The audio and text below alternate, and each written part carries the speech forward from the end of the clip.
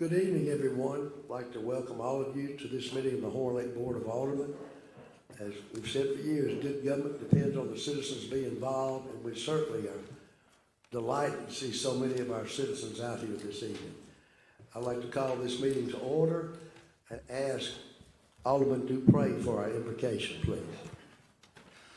Father God, we want to thank you for this day. Thank you for what you do for us, Father. God, we just ask you for this meeting to go well and to be thinking of you, Father. God, give us just wisdom to think about what you would do. God, we want to thank you for all the citizens here today, Father. And we appreciate what you do for us. And it's in your name we pray. Amen. Thank you, sir. Would you please join us in the Pledge of Allegiance, led by Alderman Young. And salute. I pledge allegiance to the flag of the United States of America and to the republic for which it stands, one nation, under God, indivisible, with liberty and justice for all.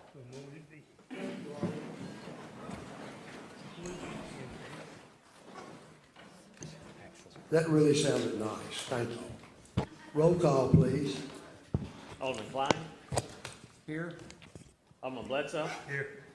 Alderman Geis. Here. Alderman Bostic. Here. Alderman Johnson. Here. Alderman Dupree. Here. Alderman Young. Here. All right. The first item on your agenda is the vote on the municipal docket. Do we have a motion?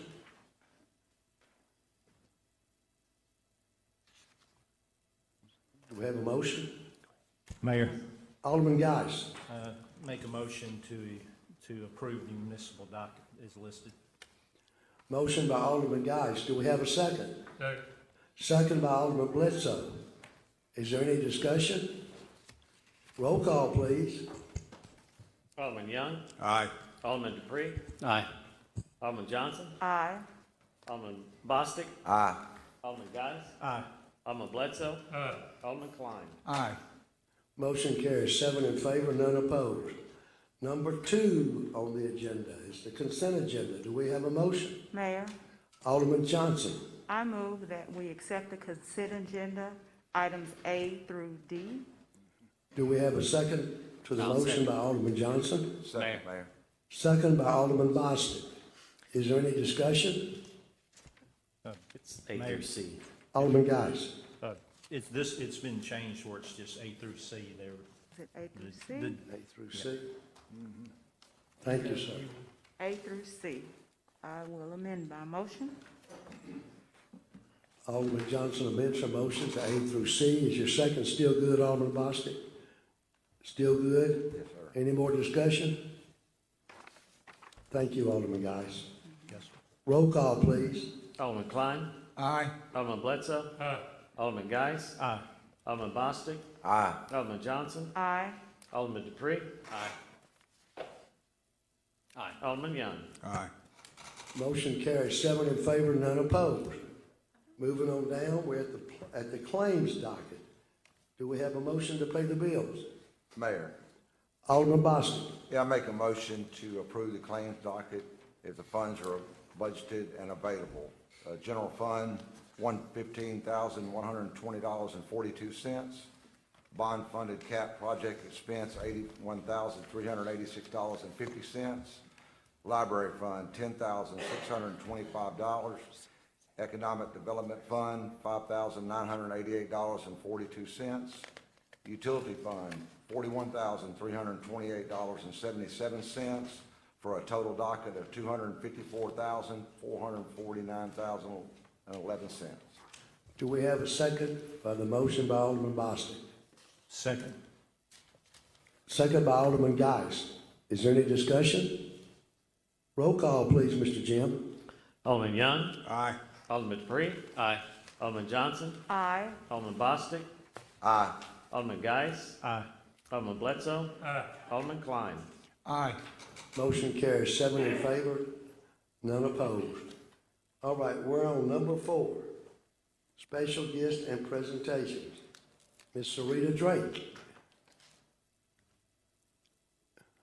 Miss Sarita Drake? Miss Drake is not here.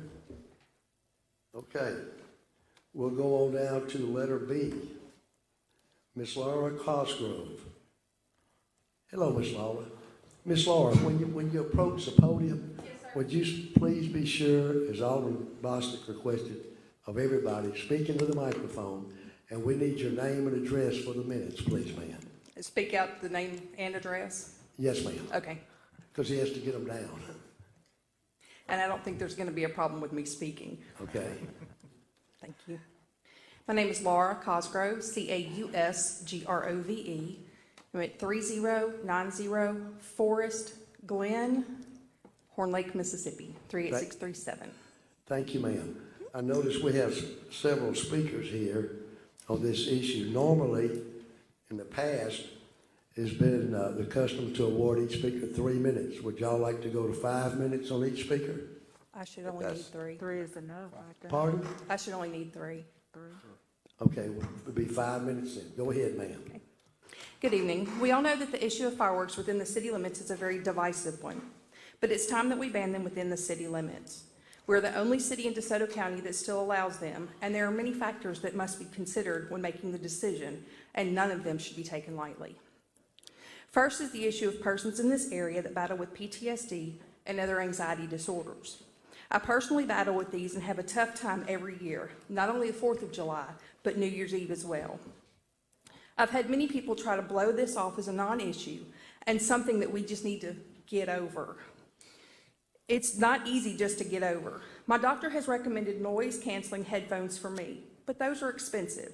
And with the current fireworks as they are, the vibrating of my home with the boom that occurs won't be covered by noise-canceling headphones. Not only that, but I can't wear them all day or sleep in them at night so that people can continue to celebrate all day and night. There are ordinances in place that are never followed. We have firecrackers shot off all day, and many beginning to shoot fireworks off before it gets dark. Usually they shoot them into the wee hours of the morning.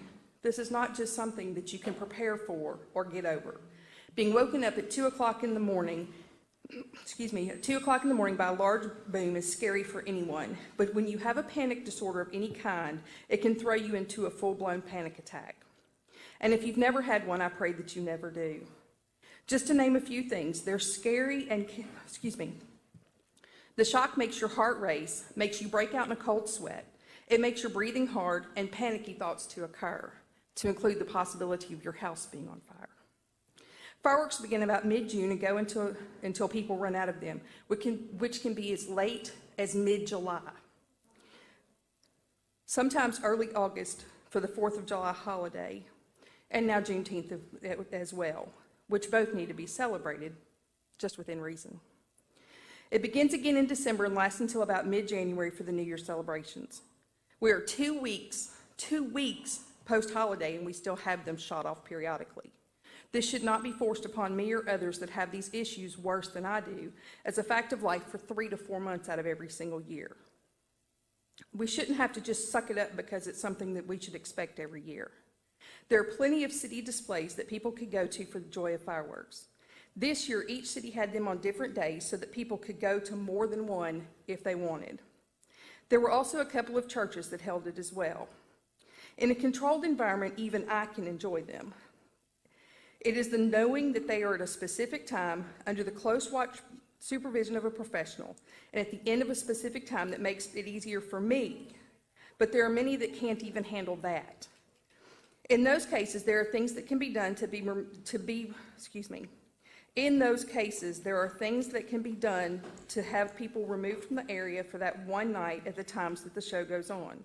It's so much more respectful for me to be told that one night at both times of the year, I can make arrangements to be somewhere besides by the noise of the fireworks. The next issue that needs to be addressed is the effect on the animals. I have 2 dogs that we have to dope up every time fireworks begin to be shot. I was told that I needed to get over being mad about my dogs having anxiety and that there are cheap ways to fix that. Again, when they are shot off all day and night, it not only gets expensive, but hard to make sure that they stay calm. Once they're anxious, it's nearly impossible to get them calmed down, and this is any animal. They will run, hide, climb all over the owner, and in some cases can even bite, scratch, or attack from fear of the noise. It is like they're having their own panic attacks, and it's the only way they can cope. They can't tell you what's going on, so it's torture for them to have to deal with this. I also have friends that are angry that their pets have to deal with this. One friend had to take their dog to the vet 4 times during this holiday season due to the anxiety their dog had. So for those that claim that there's a cheap route to keep them calm, has never had to pay for a vet visit 4 times, on top of the meds being prescribed to hopefully help them with the anxiety. Again, it's about 2 weeks post-holiday, and I still have to forcibly pick up my 4-year-old 100-pound Labrador to move him outside in the evenings just to go to the bathroom because of his fear from all the fireworks. There's no sense in this.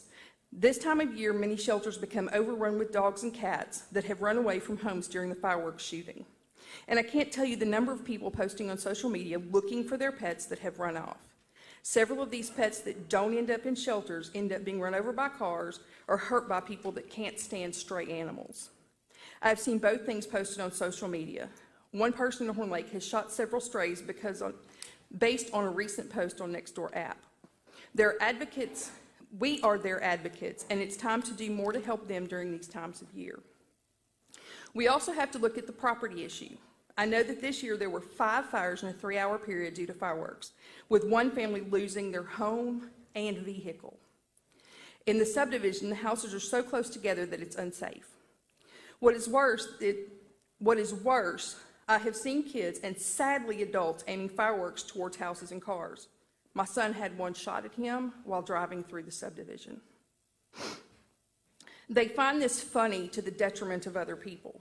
If there hasn't been a lot of rain prior to the shooting off of the fireworks, then the rates of fires, even small ones, increases due to dry grass. From what I'm to understand, there were fireworks continuing to be shot as our firefighters were dealing with a couple of these fires here in this city. There's absolutely no reason for this. Part of the problem is there's either no parent supervision or that they're just disrespectful and have more regard for their own fun than the safety of others. There's a good possibility of both. We have to make sure that we continue to help decrease the potential for people losing their personal property due to fireworks. I know that one of the current sitting board members has stated that there will never be a ban on them in this city because of money. I doubt seriously that there's enough money made in the couple of months that they're being sold to make that big of a difference in the city coffers. We already know that the fireworks stands aren't following city requirements by not Excuse me, putting... ma'am. You'll wrap it up, please. I am finished. I've got 3 more sentences. We already know that the fireworks stands aren't following the city requirements by not putting a copy of the ordinance in the bags when the fireworks are bought. And there was even one that didn't have it posted like it was supposed to. Why not continue to look for new ways to bring in tax base? We have warehouses being built that will bring in more tax revenue, and we have empty buildings that can be filled if there's a courting of new business. Is it a greed issue? Is it too lazy to find another way to bring in tax revenue? Is it just that they're wanting to not upset the constituents to keep them from taking the battle up against them? Should money come before people? Thank you, ma'am. Anybody have any questions or comments for Ms. Laura? Wait. Thank you, Ms. Laura. Mr. Brian Rigney. Man, I don't know how I can follow that. She just stole all my notes. Came to my house and got the cliff notes. So, first name is Brian. I'm pretty loud, so y'all may want to turn this mic down. But anyway. Oh, yeah, but see, they do it over Facebook. Okay, that's cool. All right, that's good. First name is Brian. Last name is Rigney. Address is 6335 Sandhurst Road, Horn Lake, Mississippi, 38637. It's all yours, Mr. Brian. Basically, I'll just echo about 99% what she said. Won't take a lot of time with this. So I'm going to approach this as a different angle. I'm in 100% agreement with what she just said when it comes to property loss, the pets, and all that. But let me address this from a personal level. So we rented a house in Memphis. I lived in the Memphis area about 30 years. What brought me to Horn Lake was the fact that I coached football at Whitehaven High School. All right? I want to be close to the school, so my agent said, hey, let me bring you down to Mississippi. I think you might like it. I said, all right, cool. So taxes are good and everything else. So year 1, we're at our home. We closed on November, and we're enjoying our home. And then, of course, 4th of July comes in, and the whole fireworks issue becomes an issue. And it's quite interesting all this took place when you look at the scenario of a gentleman who almost lost his life, not only just his house. And then the fact this is all over the Memphis news, and I'm sure that none of you guys and ladies want to spend your day off dealing with the media, dealing with the headache and the negative publicity that it brings this city. Nobody wants that, right? So I'm standing out in front of my home I think it was the 4th or 5th, my wife, we're standing there. We went for full disclosure, we go to the park every year. Whether it's Collierville, Germantown, Memphis, Horn Lake, we go to the park and we take what the weather guy says on the news, leave it to the pros. We just rather just call it a day right there, all right? So it's interesting that all this happened because I stood out in front of my yard and we look down the street and we see a bunch of kids getting too close to cars.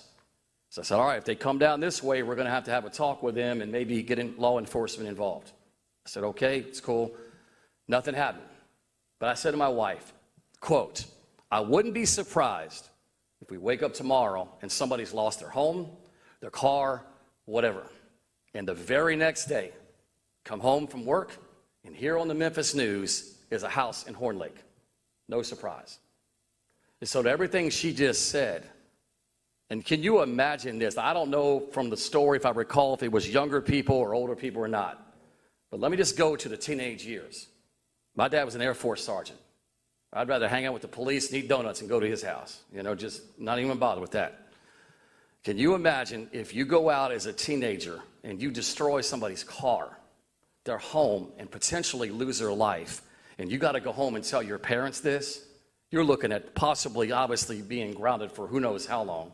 Then the parents come to deal with a civil lawsuit. Then you got to figure out where you're going to go with the American Red Cross. You got to find out what you're going to do for housing. Now, last thing is this.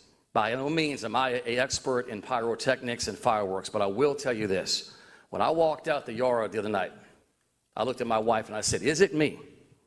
Or does these sounds of these fireworks mimic the lift off at the park and the sound when it explodes? I guess they're called mortars, for lack of better words. I guess that's the terminology. So what I'm seeing is, and I'm hearing across the street, is something that sounds like being shot off at the park, and then when it goes off in the air and the colors come out, I'm thinking this is like professional style stuff. My house was shaking like hers. And I've got a dog who's running around the house with anxiety. He's already got anxiety. So this just made it 10 times worse. You got to turn up the TV real loud and everything else. So in summary, I hope that this goes somewhere. Everything she just said goes somewhere, because nobody wants to spend their hard-earned money working hard to make a living and have to deal with the fact that I come to a city here, which we love, by the way. We love it down here. You guys are great. Law enforcement's great. We love it here. We want to stay here. If we sell this home, we want to buy another one here. But what we don't want to deal with is this kind of stuff going on. And it's ironic to me that this is the only city in DeSoto County where this is legal. Everywhere else, you got to go somewhere else. So I hope that we would do like she said, and look past the money, find another way for tax revenue, and let's do something about this for the better of this community. Thank you for your time. Thank you, Coach. Hold on a minute, Coach, if you would, and see if any of the board has any questions or comments. I'm sorry. I was one of the next person to go. Go ahead. Are you still coaching in Whitehaven? I am, sir. Yes, sir. Well, good luck in the coming season. Yeah, we came down here a couple of years ago. We thought we were going to blow you guys out in South Haven, but it was kind of a good game at the half. So, but yeah, we're doing pretty well. My wife Sylvia back there, she does all the photography on Friday nights. So, Thank you, Coach. thanks a lot. Mr. Bobby Marshall and Ms. Sherry Tilley. Mr. Bobby Marshall, Ms. Sherry Tilley. Mr. Bobby Marshall, Ms. Sherry Tilley. Okay. Did she come in? Thank you, Alderman. So we will skip letter D. Did Miss Sharita Drake just come in? We already went past you. Would the board be willing to? Would the board be willing to back up and hear Ms. Drake? Ms. Drake, would you come on down, please?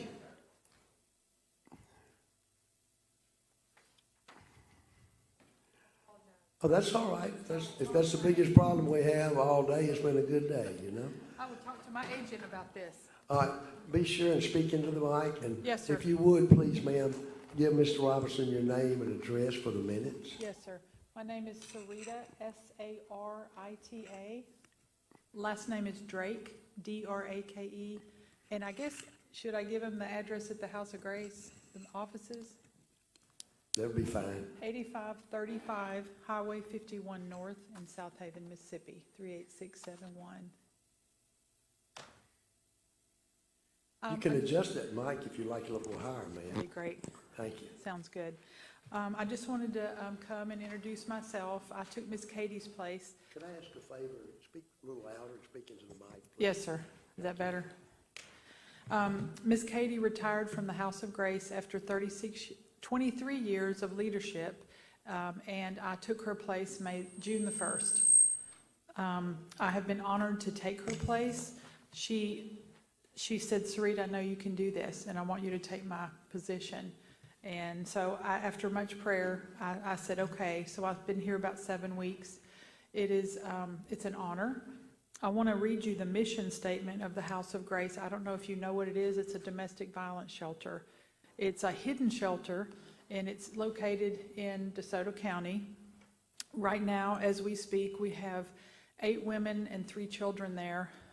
One lady said tonight, we asked her if she wanted to wait till tomorrow. She said, I'm too scared to go home tonight. And so we rearranged beds and rooms, and so they're there. We offer food. We offer a physical place for shelter. We have a social worker. We have a counselor. I'm the director. I go every day to the shelter and make sure the women have what they need. Tomorrow we're meeting with Florida McKay. She's the head of a housing program that helps these ladies get rapid rehousing. They have no place to live. 6 years ago, in July, I moved into the shelter with my 2 children after 31 years of domestic violence. So I know what these women are going through, and I know how scary it is. And I remember when I was in the House of Grace, one of the other residents said, aren't you scared? Weren't you scared to come here? And I said, you're right. It's very scary. I don't know where I'm going to go. I don't know what I'm going to do. I'm a nurse by trade. I've been a nurse for 37 years. I said, but it is more scary living with the unknown of abuse and violence than it is to come to a place, to leave everything we owned, to leave our home and come here. I said, it's less scary to do this. I felt like I had no choice, and I feel like a lot of the women that come have no choice. The abuse goes across all socioeconomic barriers. There's not a certain type of person that goes through this. I will say, as a professional woman, I've been the director of nurses at a nursing home. I've worked for doctors. I've worked in ICU. But it slowly wears away at who you are, and you feel like you have no power, because usually the person that is a threat is stronger than me, like physically. And it was very scary, and I wanted to protect my children. And my husband was very well known in DeSoto County, and he told me, I will take the children. I know attorneys, and they're going to believe me over you. And I was scared. So it's an honor to come full circle and to see what God has done in my life, to be the director of the House of Grace. But I brought, if it's okay with you, can I read our mission statement? I don't want to take too long. Oh, please, ma'am, please. Is that okay? Yes, Okay.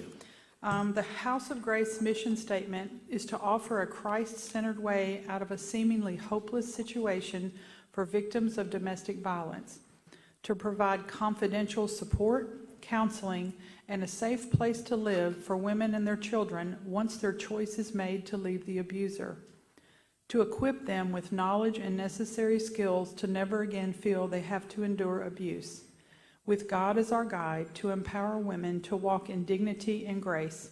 Could I read one other short thing? Is that okay? Could I read something else? Yes, It's ma'am. just what we do. It says, we are here to listen, not to work miracles. We are here to help women discover what they are feeling, not to make their feelings go away. We are here to help a woman identify her options, not to decide for her what she should do. We are here to discuss steps with a woman, not to take the steps for her. We are here to help a woman discover her own strengths, not to rescue her and leave her still vulnerable. We are here to help a woman discover she can help herself, not to take responsibility for her. We are here to help women learn to choose, not to make it unnecessary for her to make difficult choices. We are here to provide support for change. And the last thing, I had when I was helping Miss Katie clean out her office before I moved in, there was a picture that someone had painted, and at the bottom of the picture, there was a quote, and it said, "I do not understand grace, but I do know this. I know that it finds you where you are, it meets you where you are, but it does not leave you where it found you." I just want to thank y'all for letting me speak. Thank you for including us in your budget. As I was going through the house today, we have a toilet that our plumber can't get through. We have doors that need to be replaced. We have the roof that needs help. We have so many things, and I just thought, thank you, Lord, for all the donors and the people who help us physically take care of these ladies. So I just want to thank you. Thanks for letting me come, and I didn't know I was late. I apologize again. Don't worry about it. Thank you so much for coming, and congratulations on resuming your life and what all you're doing for others. Thank you. Is anyone on the board? Alderman Young. I hope Miss Katie's watching. She babysat me a few times when I was a baby. That's I have utmost respect for that lady and everything she's developed in DeSoto County. Yes, sir. And hearing your story, I think she picked an absolute winner. Thank I you. couldn't be happier with her choice of you, and I do believe that this board here and this body will do everything we possibly can today and in the future to keep this thing going, because it's a shining star in DeSoto County. And thank you very much for everything y'all Thank do. you so much. And I have a train set Miss Katie wanted me to bring you. It's in this container right here. So I've had it in my office, but I just want to let you know after it's over, I'm going to bring it to you. All It's right, not- it's just, not- just a moment, please, ma'am. I see if anybody else on the board has any comments. I do, Mayor. Alderman Dupree. My background is something that Alderman Geis would know about, but many times I have used your services. I physically took women who were in trouble to your place. I think it's a wonderful, God-sent place. And the women who have come out of there thank me for bringing them there. And so I just want to thank you for what you do, because I know personally what you do. Yes. Yes, sir. Did I hear? Anyone else on the board have any comments? I would just like to second what they said, ma'am. It's a wonderful thing y'all do up there. And, you've saved a lot of people. Thank you so Not much. only you, Thank y'all but you so gave them much. back their dignity. Thank you so much. Thank you so much. If no one else has any questions or comments, we thank you and thank you for coming, ma'am. Thank you. Thank you.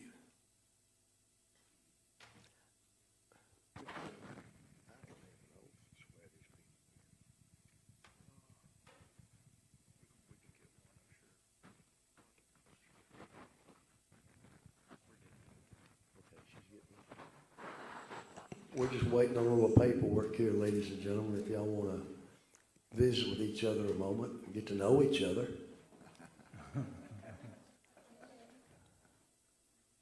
We're honored tonight to have a member of the Fourth Estate here, Mr. Bob Bakken with DeSotoNews.com.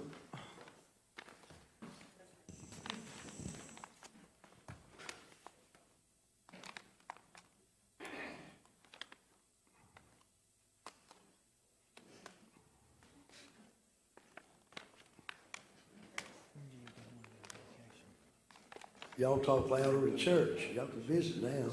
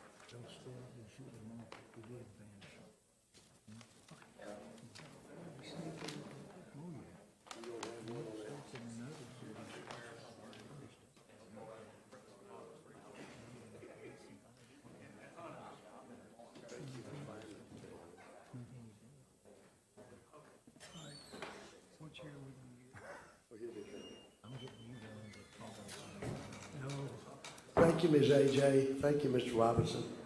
We're ready to resume.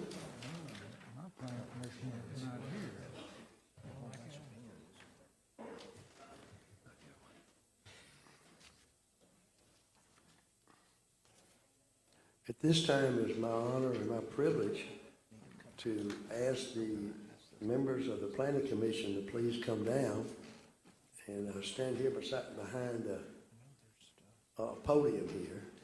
These people, ladies and gentlemen, take this position which is full of headaches, and it pays absolutely nothing. So I really want to thank them for their commitment to our city.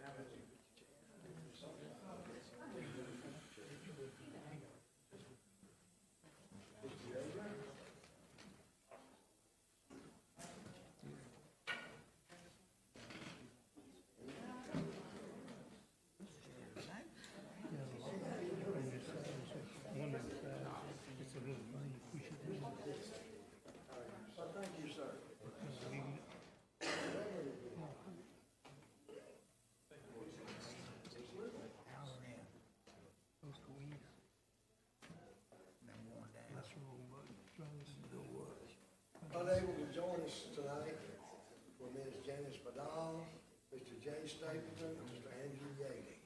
Now, if you would, please, raise your right hand. Repeat after me after I say I say. I do solemnly swear or affirm that I will faithfully support the Constitution of the United States and the Constitution of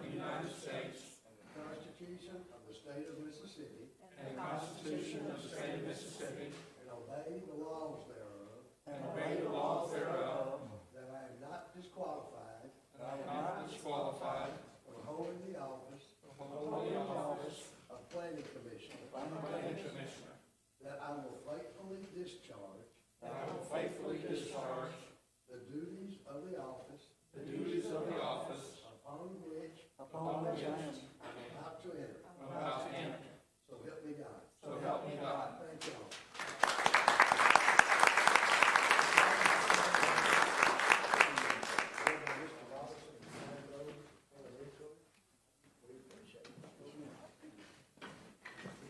you.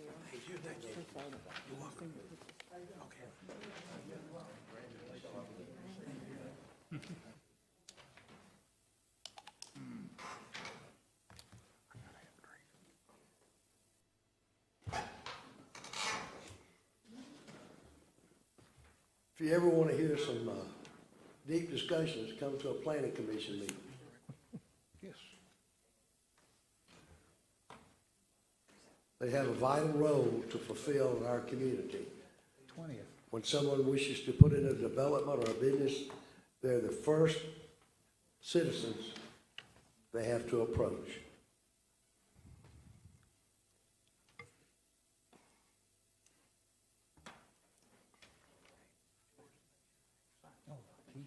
In honor of this occasion, buddy.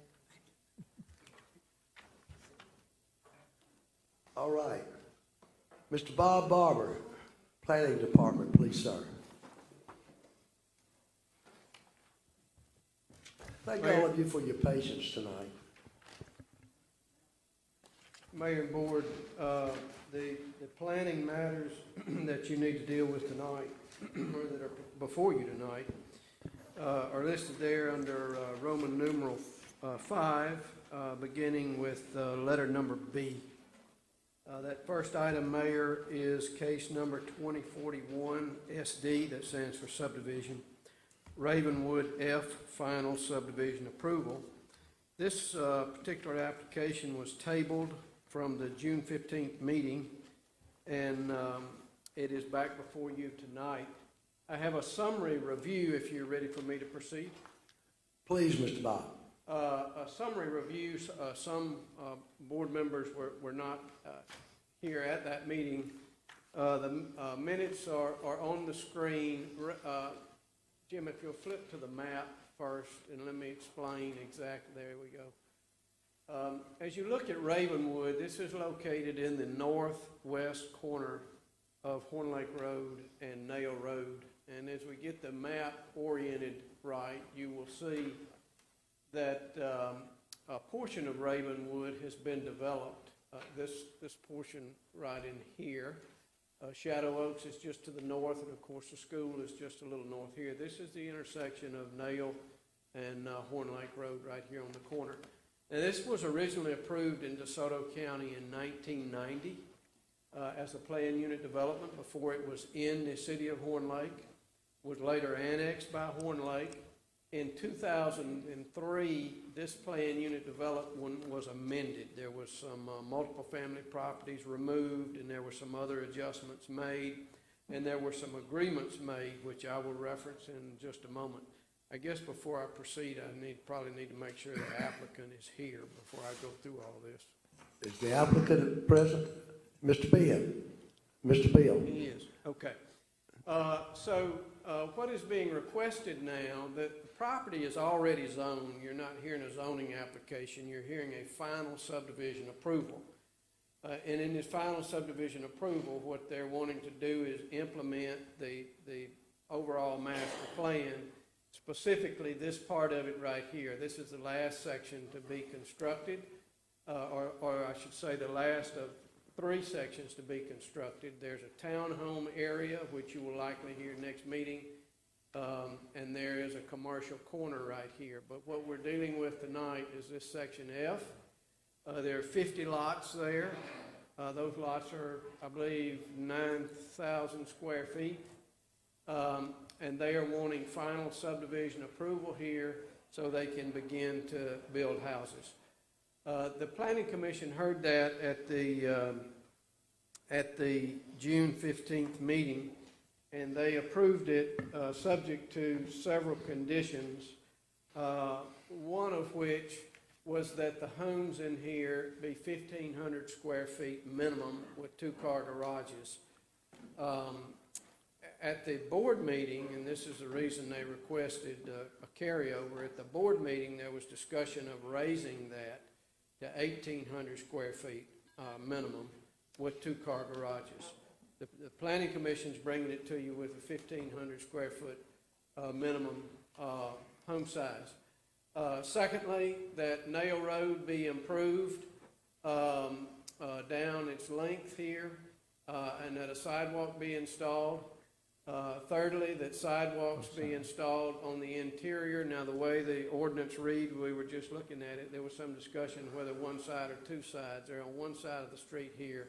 Subdivision rules read that on a minor street, they would be on one side. So that was another condition. And then finally, that when this was renegotiated in 2003, there was a park fee applied, and that park fee is $250 a lot, and we can find no evidence where that park fee was ever paid in relation to this section right here. So that fulfillment of those original conditions was a part of the Planning Commission's recommendation. Those were, and I mentioned one final recommendation was that all this be subject to the engineer's infrastructure comments and recommendations, and one of those is particularly important. This is a detention area back here. I believe all the water flows back to this area. This detention area is owned by the state of Mississippi. There's no homeowners association here. If there ever was one, it's defunct now, to our knowledge. So this land has been struck off to the state of Mississippi ownership, but it's intended to serve as a detention area, so you be aware of that. And those were the recommendations in relation to Ravenwood Section F, if you have any questions in regard to that. Does anyone have any questions? Alderman Geis.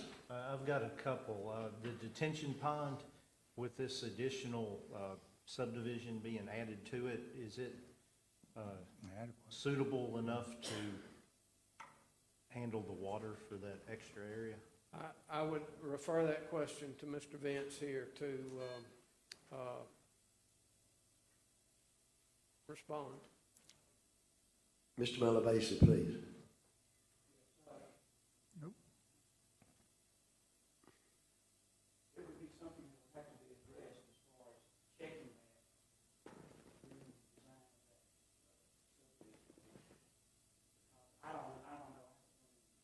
Yes, sir.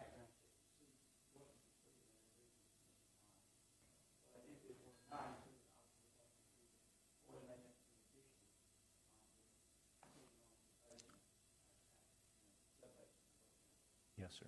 Thank you. And on the already existing Ravenwood subdivision, what are the minimum house sizes and lot sizes in that section? The lot sizes are the same. The home sizes, I believe the covenant minimum was 1,350, but they were built at 1,500. In fact, if you'll scroll down to the discussion that occurred in 2003, that's it right there. When that gets turned around, you will see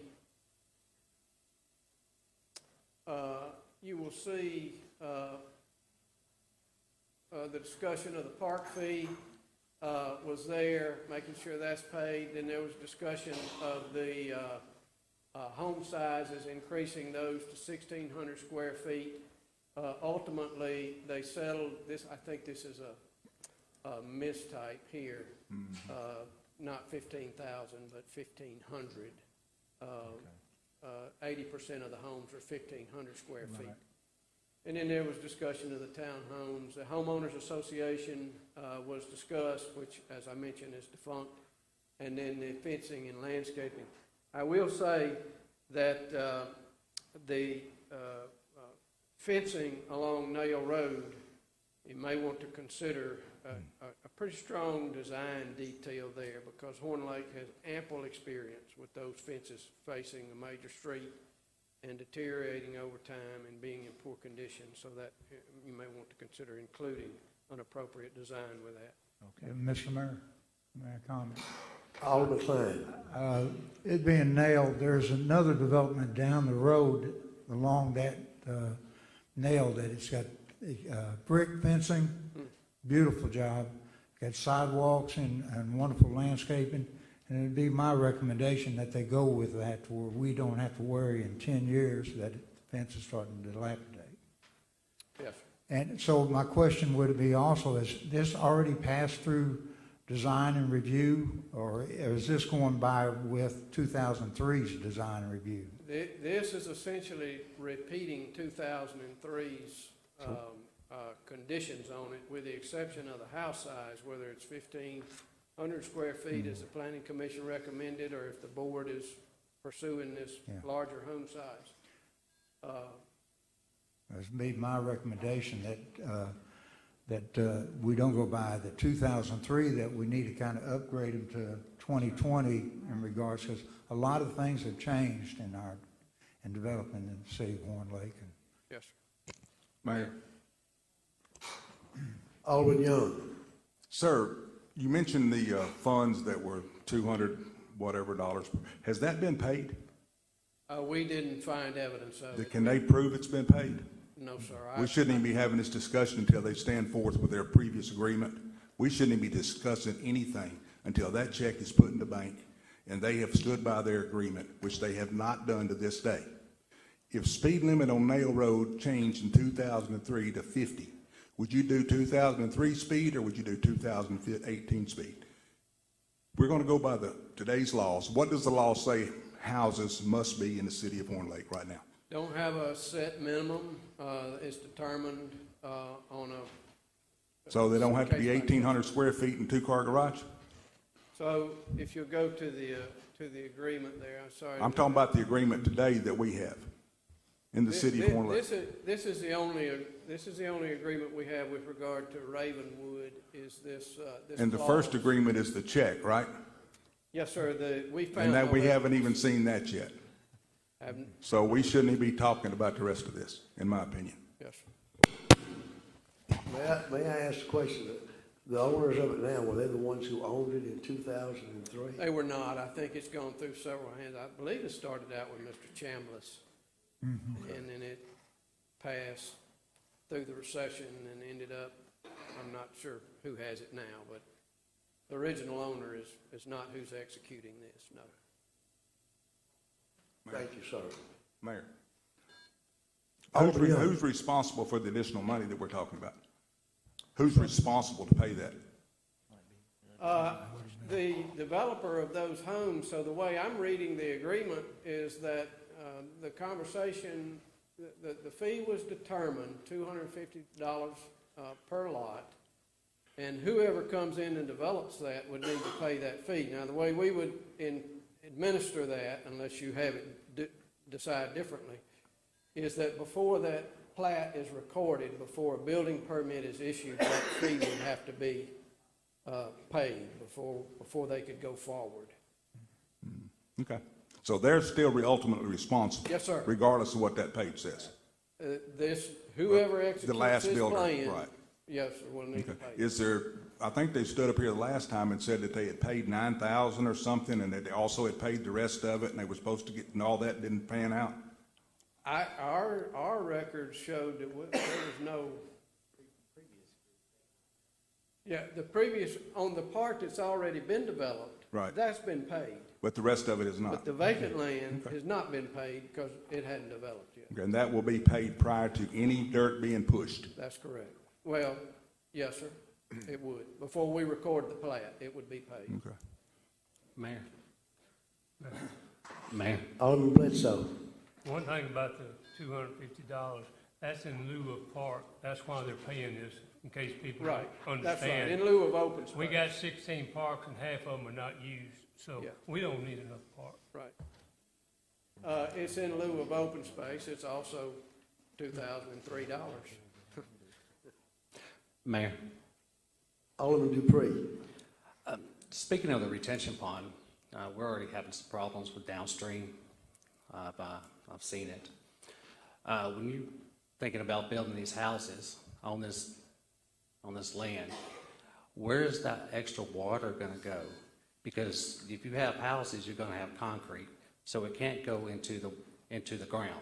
So you're going to have more runoff now onto that retention pond. So it's going to be a mess.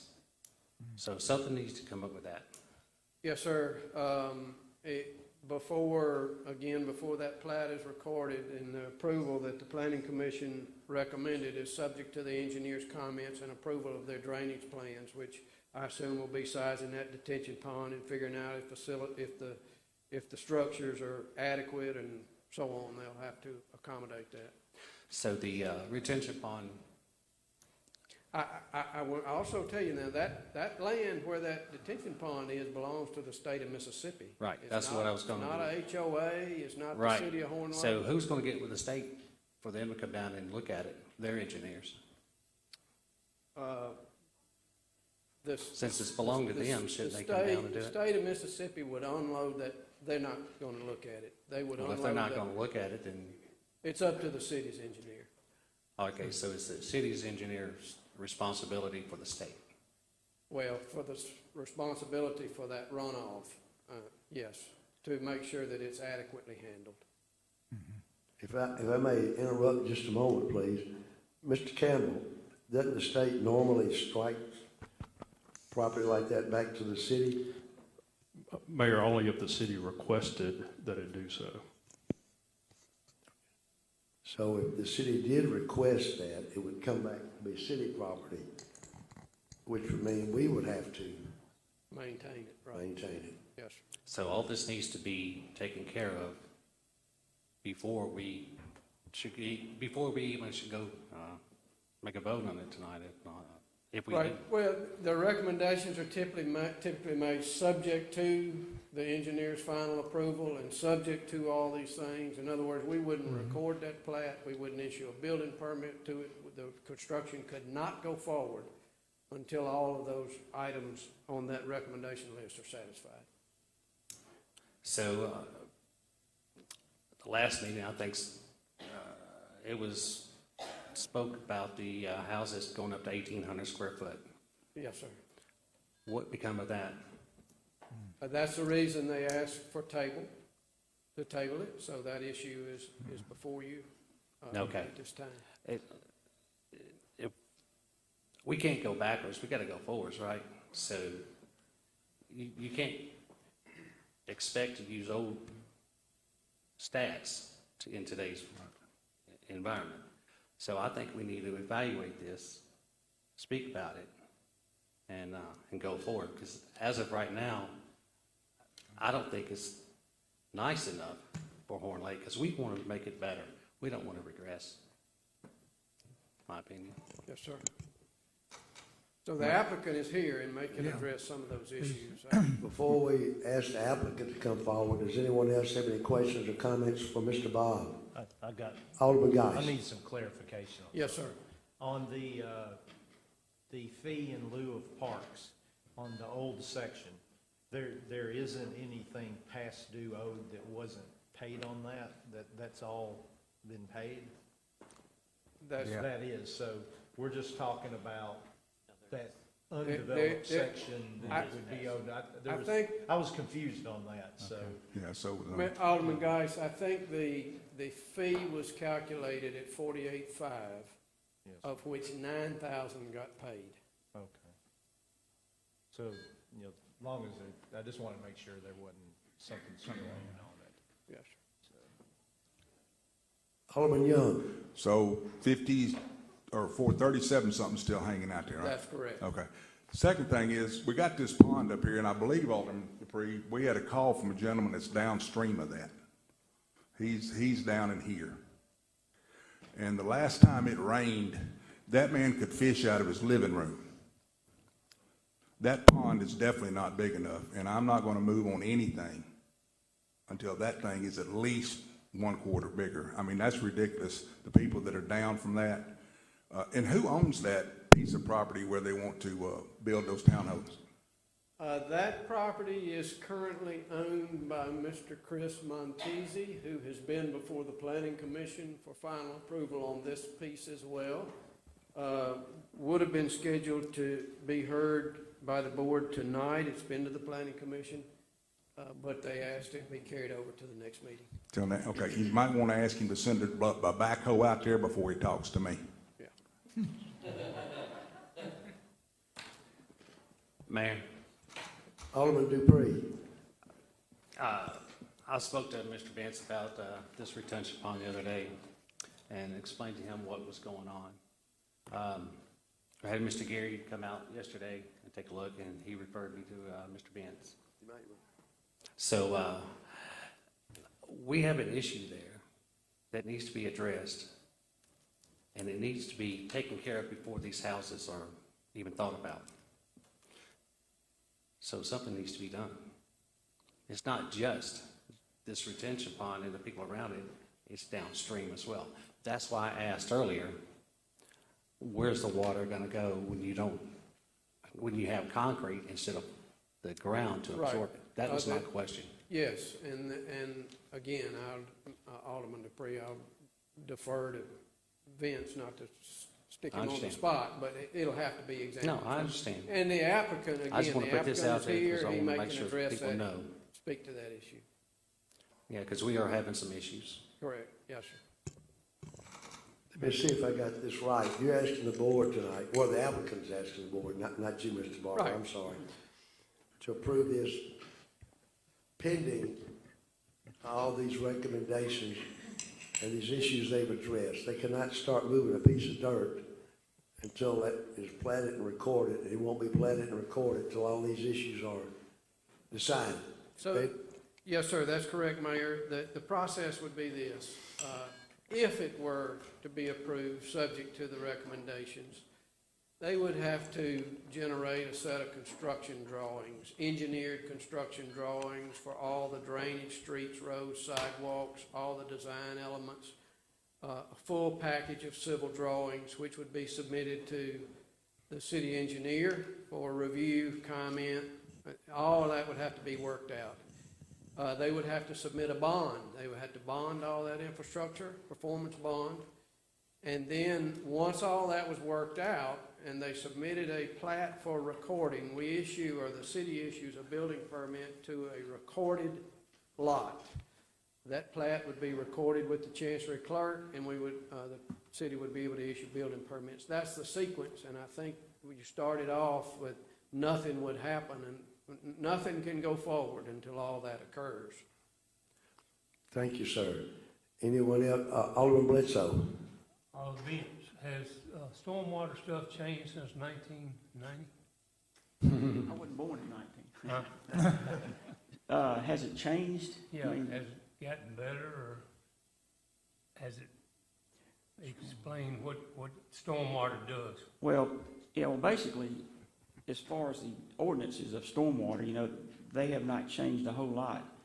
But what is required on something like this, the main thing that's required is when you build a subdivision like this, the runoff that's created because of rooftops, paving, additional paving and stuff, that runoff is not any greater than what's there prior to that development.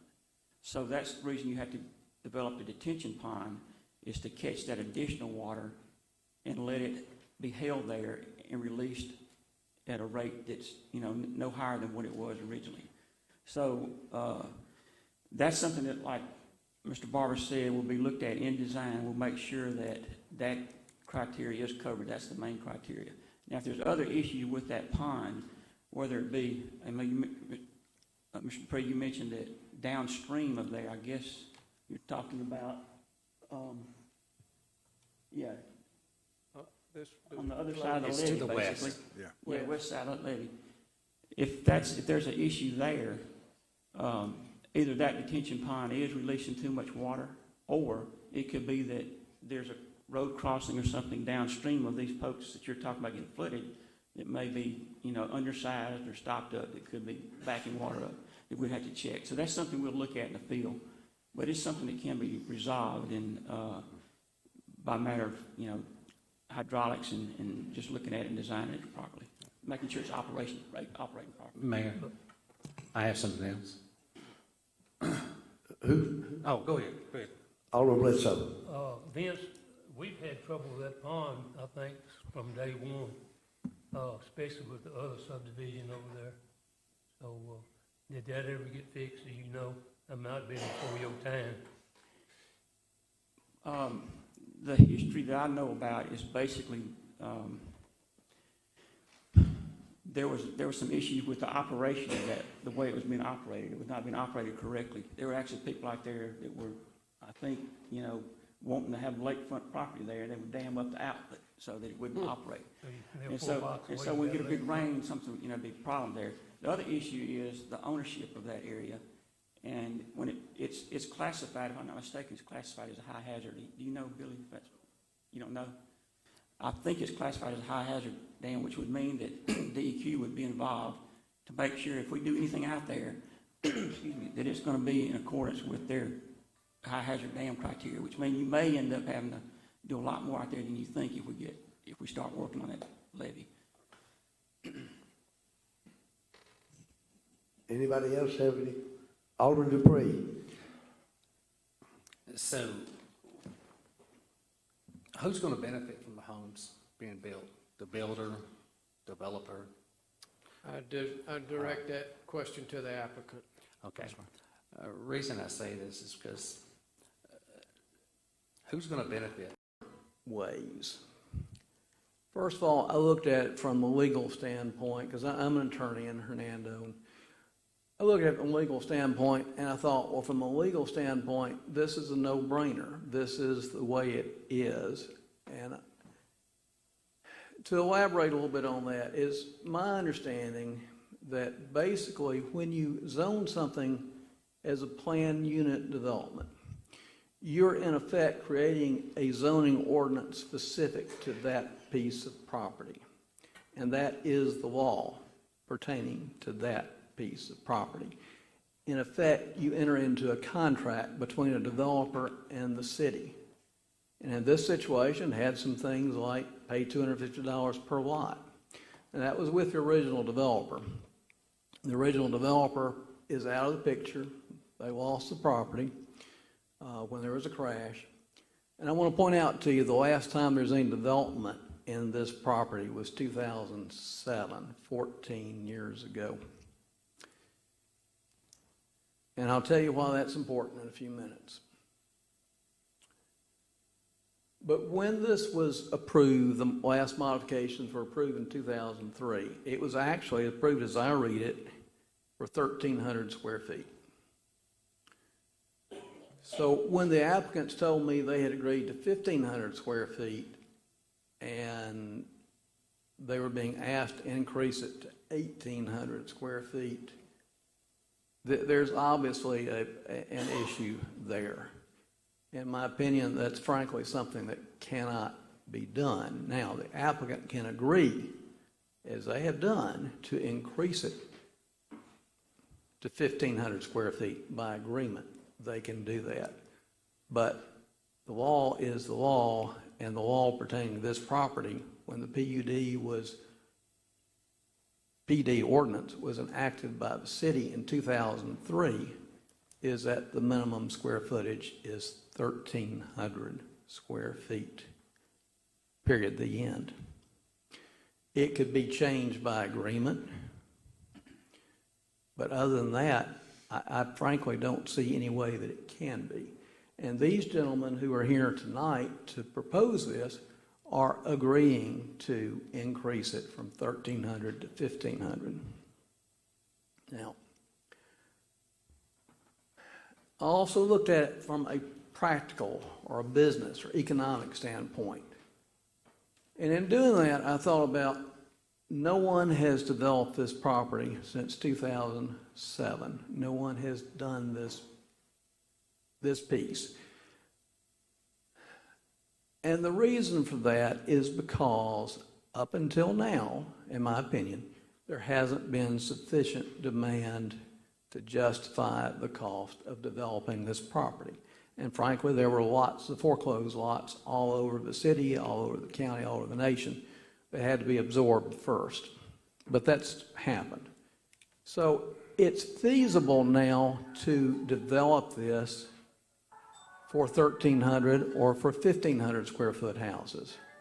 But I'm not a builder, but they tell me it's not feasible for 1,800 square foot houses. Now, these gentlemen have a contract to purchase this property, and it's a binding contract, but it is conditioned upon approval of the city. So, if they don't get approval, then they don't do this, and the property sits there.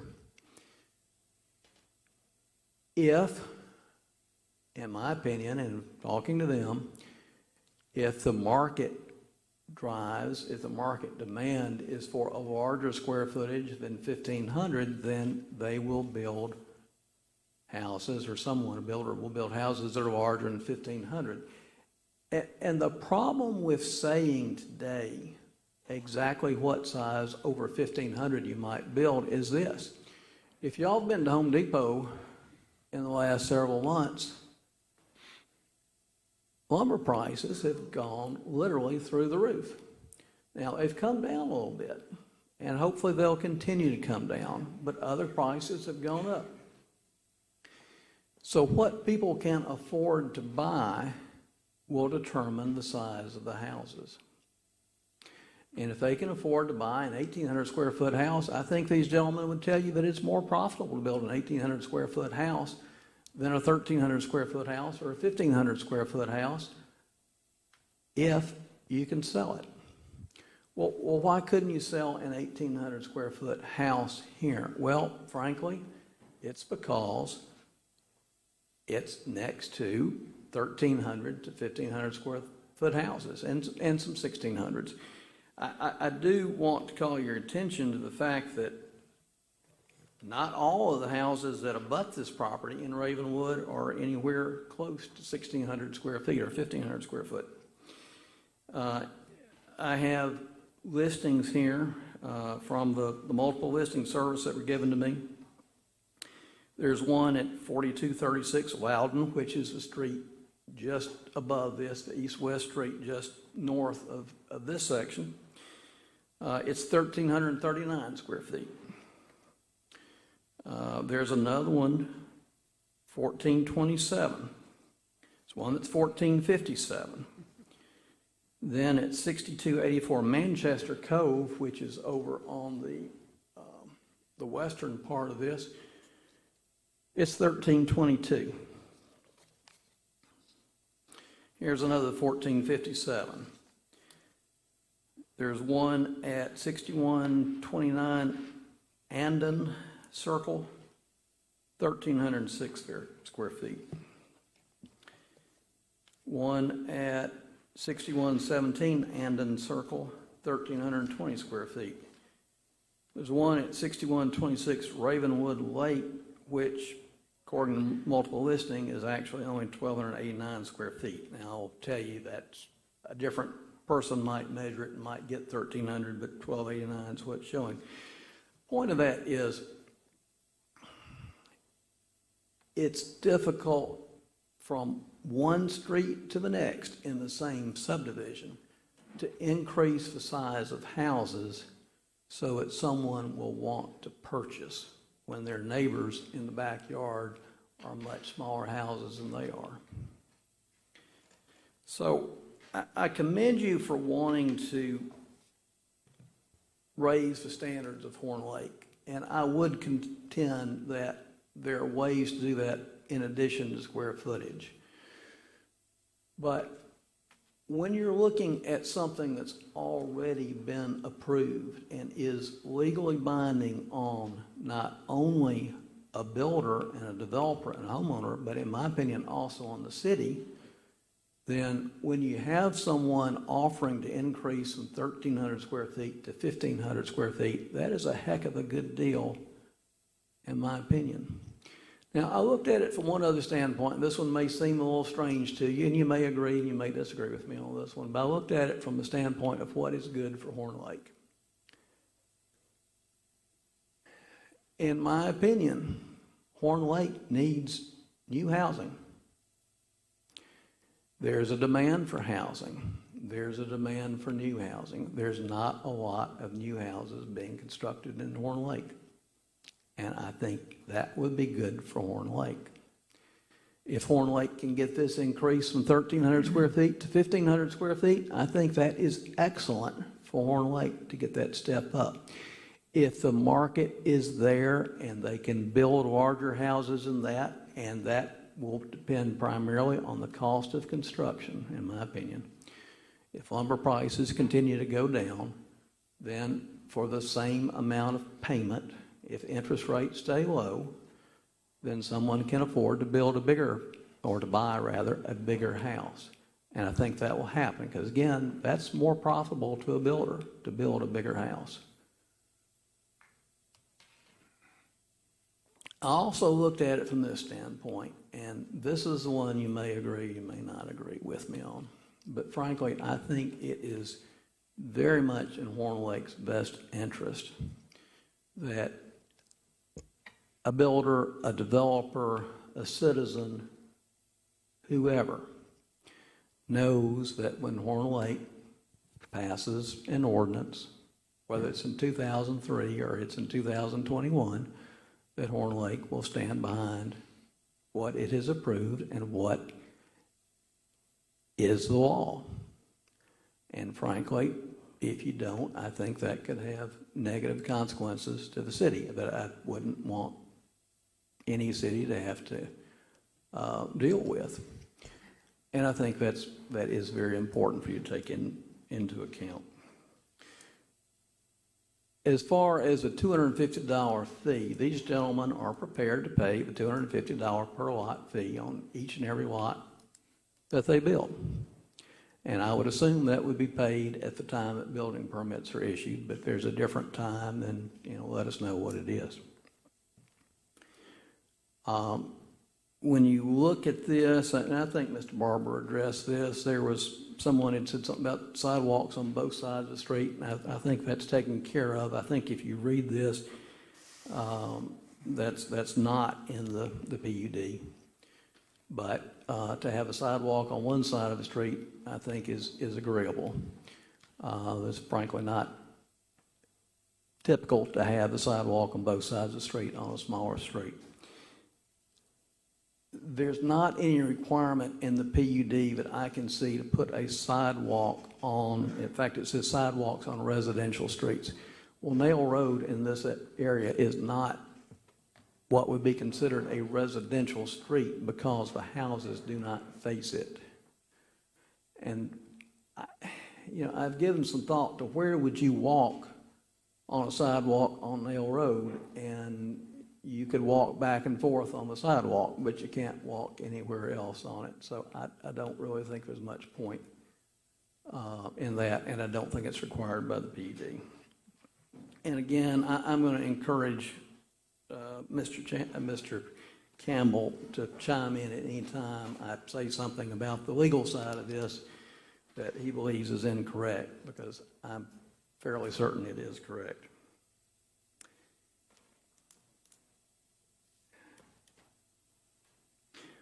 I'll be happy to try to answer any questions that you have.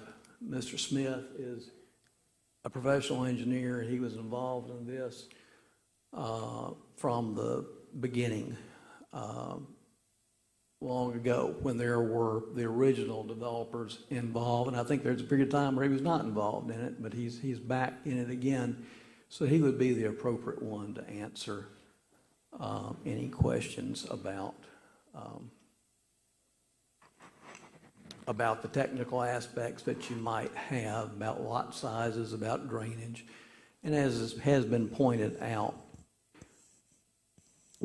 anytime you approve a subdivision, you approve it subject to those engineering requirements and so forth. And that all has to be approved too. But that comes later in the process. So if you don't have any questions for me, I'll get Mr. Smith up here. If you do have questions, I'll try to answer them for you. Excuse me, sir. Let me just ask Mr. Campbell if he has any questions at this time. Probably a few, Mayor.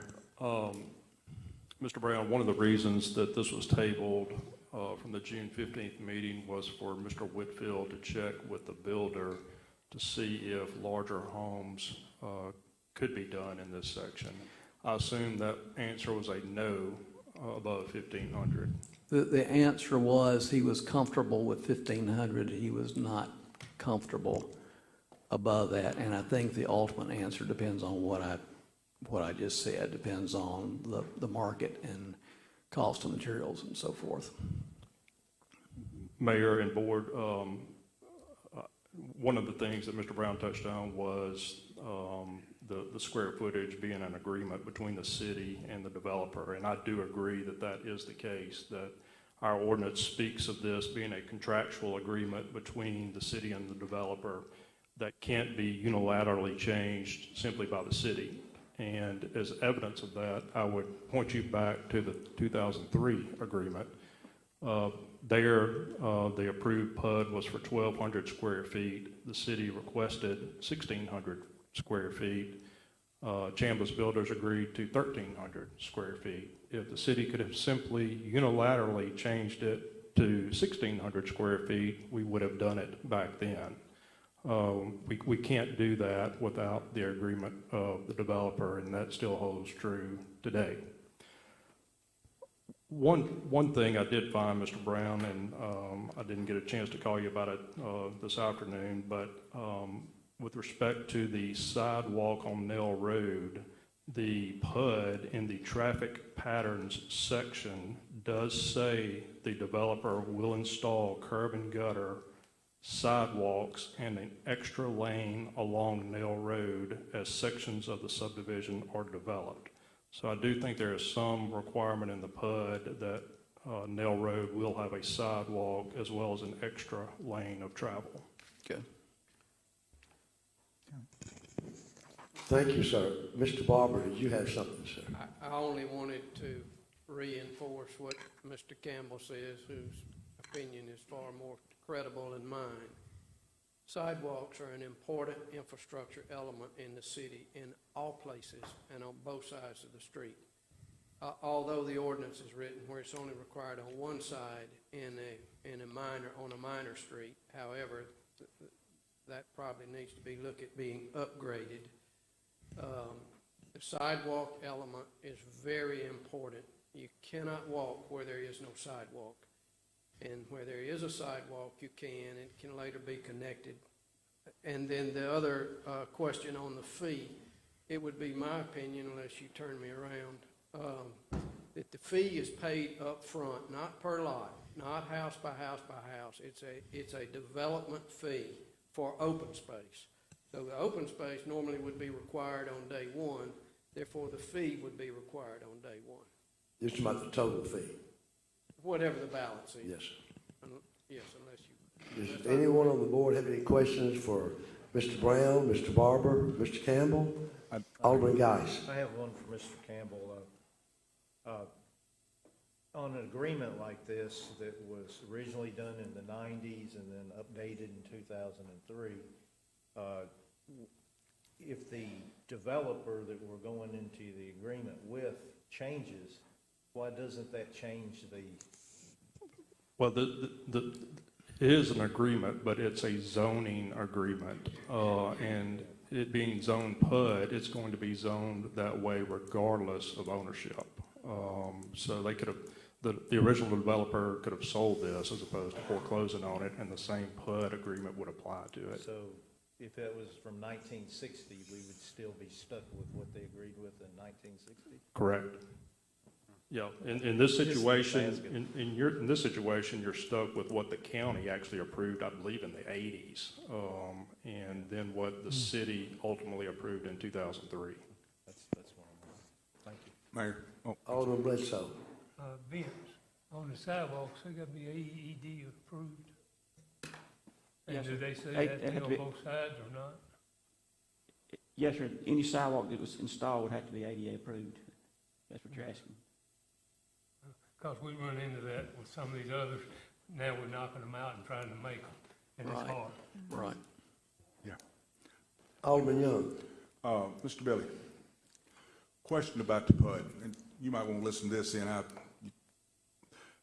Knowing who my past employer was, we had to deal with Katrina.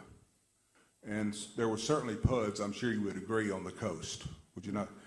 Those were all changed when the redevelopment came in and they had to redo it, even though they were from 1956. The houses had to be built up higher, they had to be more structurally sound, they had to be better this, they couldn't do that. PUDs can be reacted. Well, what you described are building codes, not zoning classifications. Well, they were still zoning classifications on but what they could build and how big they could build it and what they could build. There was no more 16,000 square foot mansion sitting on the ground. Okay, it was rezoned and redone and redid. I just see an opportunity here for the builder, not for Horn Lake. We can revisit PUDs, I do believe, and you may argue that point, but they argue with the Supreme Court every day and lose. I'm not for this in any shape, form, or fashion. It's not beneficial to Horn Lake in any shape, form, or fashion. It's not beneficial to those people that live over there in any shape, form, or fashion. And I'd just soon see a for sale sign put up in it next week and somebody buy it and put it in a strip mall where we can gain revenue and move forward on this. I'm not for it. I don't like it. I don't like the condescending. And I'm a no regardless of what we do. I'm a no. Well, if I said anything condescending, let me assure you that was not my intention in any way, shape, or form, and I don't know what I said, but I apologize if I did. In regard to, commercial property is more valuable than residential property. And you've got a commercial corner here that's in that PUD. But the PUD prohibits commercial use. So that's not an option. These gentlemen, the owner of the property, cannot violate the conditions of the PUD by building commercial on it. other than on that corner that is commercial, which they're not buying. That's just not a possibility unless someone came back in and by agreement applied to change it. And I expect that the people who bought houses that back up to that, knowing that it was going to be residential, probably would not be very happy if that were to be rezoned. But that's, and again, anytime I say something wrong, and ask Mr. Campbell and Mr. Barber, I have greatest respect for both of them. They're both truly experts, well recognized in the field. So if they correct me, I will stand corrected, but I believe you will find that that is the case. And I say in all sincerity, I do not think it is in the best interest of the city to attempt to violate its own ordinances. And as far as a payment, if it needs to be paid up front, I don't think that would be a problem. I was just guessing it would be paid as building permits are issued. If it's paid when the plat is approved and ready to be recording, I think that would also be a logical time. But whenever it needs to be paid, the $250 times 51 lots, I don't think would be any issue. Anyone else? Mayor, Alderman Johnson. I have a question for Mr. Campbell. How can we get by or get to changes with the PUD with the current, to make it more current and up to date than it is now, so that we won't want to run into this problem any other time after this? This is putting aside Section G, which is the townhomes that you're going to hear probably next month. This is the last section in Ravenwood, so you won't be faced with another Ravenwood subdivision coming in here asking for 1,300 square foot homes again. So is this just Ravenwood only and not Horn Lake? It is. So I guess Alderman Guys. us not being planners and attorneys, you're saying that there's a difference between a PUD and our zoning ordinances and our comprehensive plan. They work together, Alderman Guys. Your zoning ordinance actually provides for a PUD zoning district, which this was approved under. So they work together, but anything in this PUD will take precedence over your zoning ordinance. Because it was a binding agreement. Correct. And so I think maybe what Ms. Johnson was saying is there a way for us to look at our planning in the future so we don't ever have to deal with a 1,300 square foot house again? Absolutely. When somebody comes before you with a rezoning application to PUD, make sure you have a number in here that you like. In 2003, they liked 1,300, or in 1990, the county liked 1,200. We certainly don't like those numbers today. Yeah, I had to deal with that in our subdivision. That was my question. If I might add just a bit of history to the rezoning. So I looked at the 1990 original PUD, which was in DeSoto County, approved by and there was a large, I don't know how many acres of apartments in there. And so after the city annexed it, then these agreements began to be discussed. Well, we'll take the apartments out if we can do single family lots, and all these other items came about. So that kind of is how you got to where. Then the recession hit, and of course everything went on hold, but that's the evolution of it. It's been a long process. I also, Mayor, if I might comment on what Mr. Brown said, it's not the fee on just the 250, on just the 51 lots. It's the fee on the 51 or 50 lots, plus the balance owed on the other lots that have been developed, already developed, but no fee paid. And I would have to disagree with that, and perhaps Mr. Campbell and I can discuss it further, but these people had nothing to do with that whatsoever. So whether it was paid or it was not paid, I have no idea, and it, I would say, was irrelevant to this discussion. I would expect it was paid, but I don't know. But it was a $250 per lot fee, and we're talking about 51 lots today. Yes, sir. Y'all would like to hear from Mr. Smith? Yes, please. Right. Mr. Penn, please. Thank you, Mayor and Board. It was mentioned that I was involved with this. I was involved with it. I was the one that presented it to the county in 1990. And we had, at that time, we had, I think, probably 10 or 12 acres of apartments that was approved by the county. And when it was annexed into the city, we took the apartments out and went to single-family homes. So it improved from what the county had approved. If it was developed just like it was approved in the county by agreement, you would have apartments there today, I'm sure, because everybody wants to build apartments. So when it came into the city, it came back to you, it was improved. Now we're talking about single family, not a bunch of apartments. And it was 1,200 square foot minimum back then. And it was an agreement between the city and the developers back then. And when in 2003, it was, I think Davis and Jones was the engineers that I think brought that PUD forward. But by agreement, and it's in there, the minimums was increased to 1,300, and I think the developer agreed at 1,350 square feet. So again, it was improved again by agreement. I did most of the design on this section of Ravenwood. To answer your question about the detention, yes, it was designed to handle everything that's in Ravenwood subdivision. A drop of water that falls on section F ends up into the detention pond.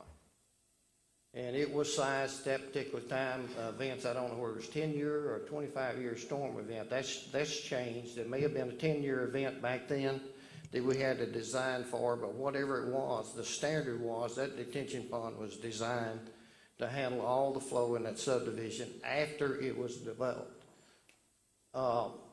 Over the years, there has been no maintenance on that detention pond that I know of. Or if it was at one time, it's ceased. If it's not operating properly now, it's probably due to the lack of maintenance over the years. It could have been filled in with silt and lost a lot of its capacity.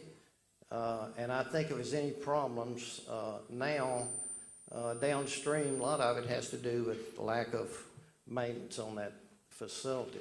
I do remember in the 90s and the 2003 that I knew the homeowners, landowners south of this detention pond, they were having problems with flooding then before the subdivision ever started.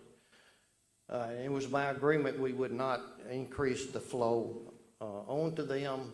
And truthfully, in that time period, subdivision design with detention was a rarity. I don't think Vince was around here at that time. But detention ponds was something that came later on.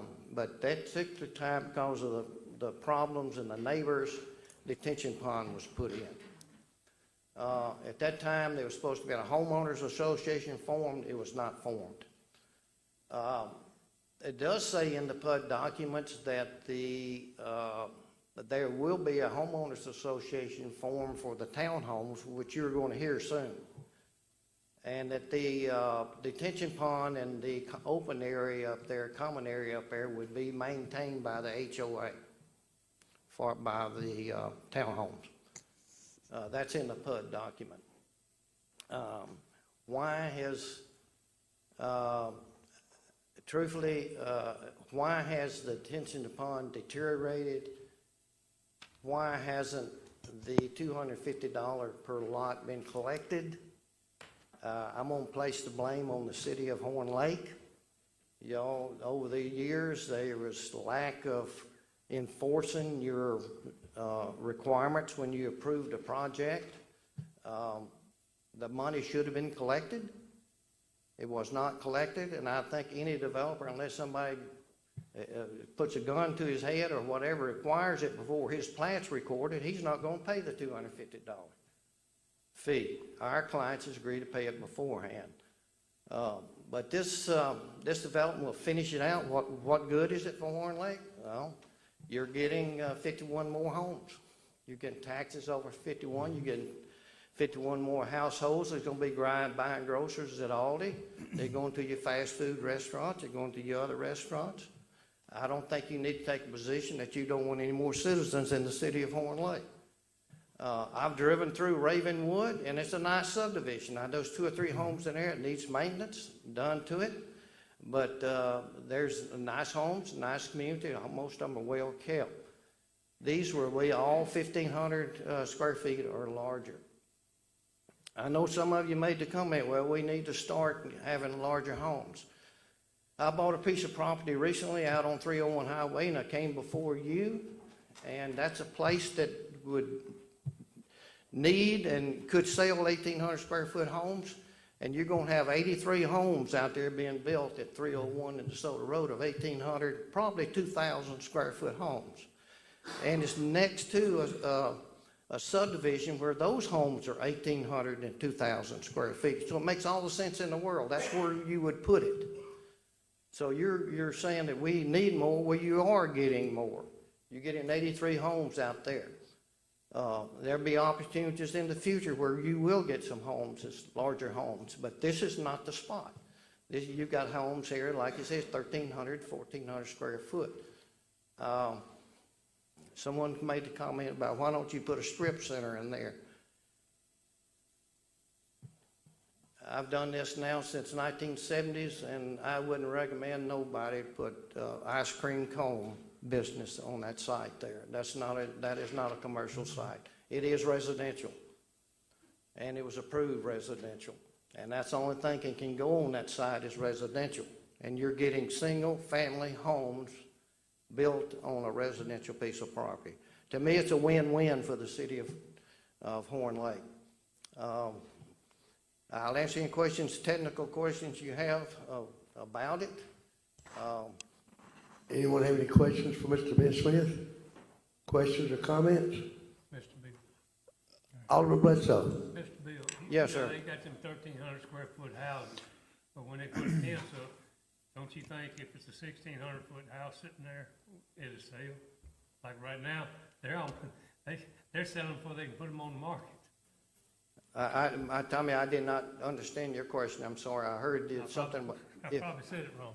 Okay. 1,300 square foot right there now, which was 1990, whatever, when it was built, or 2003. Yeah, over 2,000, yeah. If you build a 1,600 square foot in front of it or whatever, and got a thing up, will that 1,600 foot house not sell?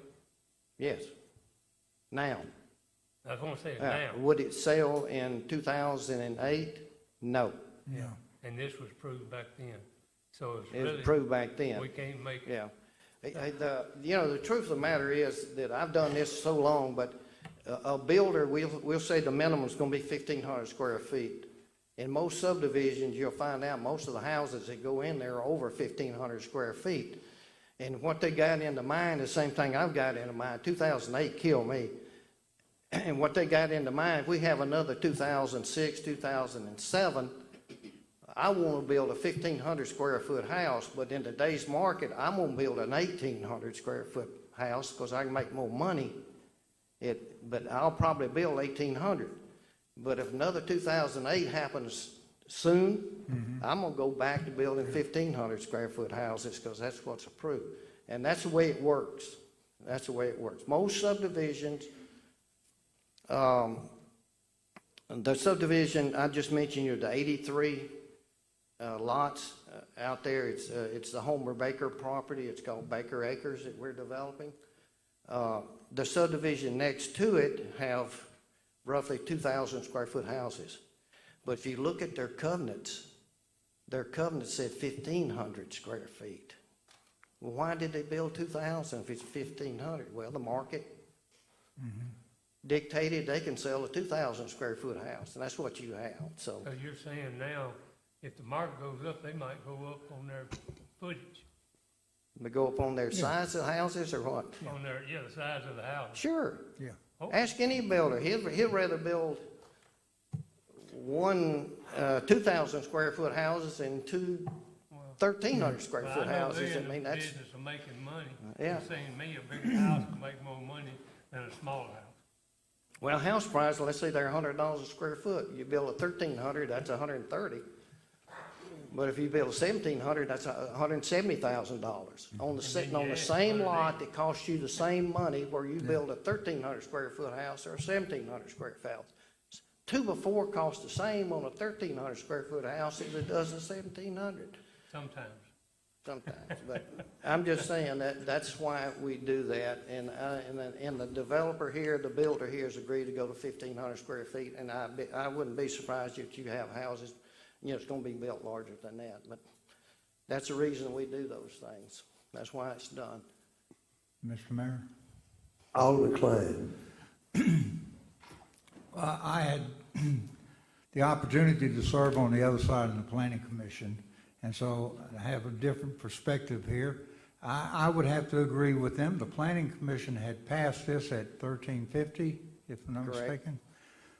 Knowing that that's a minimum, that the houses would be larger, but it would be conducive for the area. That start, but we're looking at 1,500. I think that's reasonable, because I have faith that the economy is going to keep growing and that the builders will build bigger houses. I'm just wanting to make sure that we get all these other bells and whistles along with it to make that area like the brick fencing along those back homes, that run along Nail. Those type of things, that's going to make it even more. So where do you stand on that and the suggestions that you've heard from tonight? I'm gonna have to get Mr. Whitfield up here, because it's, I've got, you get your hand in. You got your builder out there that can say, He's an engineer. Joe, where's did he Joe? step out? Did we wear him down? This is Joe Whitfield. He is the developer, and I assume will be the house builder also, but I can't make those decisions. But Joe, what they're asking is, would you? Hello, Mr. Whitfield. Klein is- How you doing? Fine. Would you please give your address to our clerk, please? 4305 Highway 51 South, Hernando. Yes. Addressing the brick fence, now, we have not done any budget for a brick fence. They're pretty pricey. What we were gonna do is something, I was looking at metal fence post, capped cedar fence, and something that goes, that would withstand the test of time. Have you seen that development down on Nail that has the brick fence with these backyards? That's, Nicole's place. Nicole Place, yeah, that's what Yeah. it was, subdivision, yeah. Yeah, yes, sir, I saw that. And it's standing strong, and that was built a few years back. And, Yeah. and it's a nice sight to the eyes with the little street lights and the curved sidewalks out there and the landscaping. Yeah. That's the I sort of concur. thing They we're had- really they had- looking for with this kind of housing. Yeah, they had a little more lots to spread that cost across also. Gotcha. And from the, coming out of the gate, that was something I'm sure that was put into their original infrastructure cost. That, we're late to the game, or we're the last card here, you know what I'm saying? But I mean, we're gonna build a fence, is there a design standard, Bob, on a fence that goes? Because the fence that's there at Ravenwood now looks like something in my house. I mean, it's falling down and everything else, and so. Yeah, no, I mean, it's just an issue. The PUD document states there's fencing. It doesn't spec the kind of fencing it is or what the nature of the fencing is. It just says fencing, so. Like I say, we just built one with metal fence posts. We would want to, he did mention cedar and capped. I don't have fence posts, are they columns and? Well, what I'm looking at is this metal. They're the 1.5 or 2-inch metal fence posts that they make brackets that you can mount the boards to, so you don't have all the flex in the post. So It becomes it's a pretty rigid fence. So, I mean, but along that subdivision on the other side, it's what, brick columns every so many feet, and then fencing, wood fencing? Right. And you're saying you're. Well, I mean, we can look at I haven't ran any numbers on it, Yeah. you know, I mean, right now, if we take the sidewalk on nail and we take the curb and gutter on nail, we're eating into any contingency money we may have Yes. had in the project. Because that was never figured in. So I did figure in a fence, but right now I'm backtracking, trying to compensate for those two. You know, and the sidewalk and the curb and gutter and the acceleration, deceleration lane were in the original PUD, so of course we're having to stay with that because that is law. We can't deviate from that no more than, none of us can deviate from what the PUD originally said, from my understanding. So right now, we're having to work into that. You know, we're gonna take both sides of the PUD. We're gonna take the side, but you know what I mean? We're gonna have, if the PUD says we gotta put the lane in, put the curb in, and put the sidewalk in, we gotta do it. And if, you know, the fencing is not really addressed, we do want a nice looking fence. We do want something that can be maintained. But it's gonna become a pretty tough row to hoe to try to put a fence, a brick fence in anyway. Mr. Mayor, if I may, I did find this in the PUD document. It does say fencing of a 6-foot-high fence and brick columns 40 feet apart will be constructed along Horn Lake and Nell Roads. Oh, there you go. Whatever it says, that's what. That was the original agreement, sir. Yes, sir, that's in the type PUD document. Thank you, sir. So that's what we'll do then. Mayor. Alderman Guys. So what you're proposing is following that plus adding a more structurally sound wood Right. part to it. So Yeah, the metal fall fence posts over. are great. I had a customer out of Texas that told me he wanted metal fence posts. I'd never heard of it, and found a company over that provided all the brackets to mount the boards, and it's like I say, everything. And that's most problems if you've ever had a wood fence. The posts actually start warping, and when they do, of course, they pull the fence over, and as they're pulling, then the planks start coming off. So we get rid of that. You know, you really have, you know, your runners and your posts are the root of your problem. And so after this, every fence I'm doing from now on will be these metal fence posts. It was pricey, but it wasn't, for not having to maintain them. It was money well spent as far as I'm concerned. So we'll have the brick columns, metal post, and. Thank you. Anyone else have any questions Mayor. or comments? Alderman Dupree. So who's going to be taking care of the fence? The fence? Now there's no HOA. That's right. And now that's way above my pay grade to try to establish an HOA in an existing subdivision. We can't ask these 51 homeowners to develop an HOA without having, Right. where call it what it is. The ball was dropped. The monies from Chambliss or whomever it may have been should have been collected at the time of recording of those lots. The homeowner association that was supposed to be set up should have been set up. The retention pond should have been maintained by the HOA. Well, we know what should have been done, But but so what are we we're going to coming do in now? now, and we're just, we're trying to solve all the problems at the end. It's, game's over. I mean, for the most part, we can't. So I don't know who's gonna maintain it.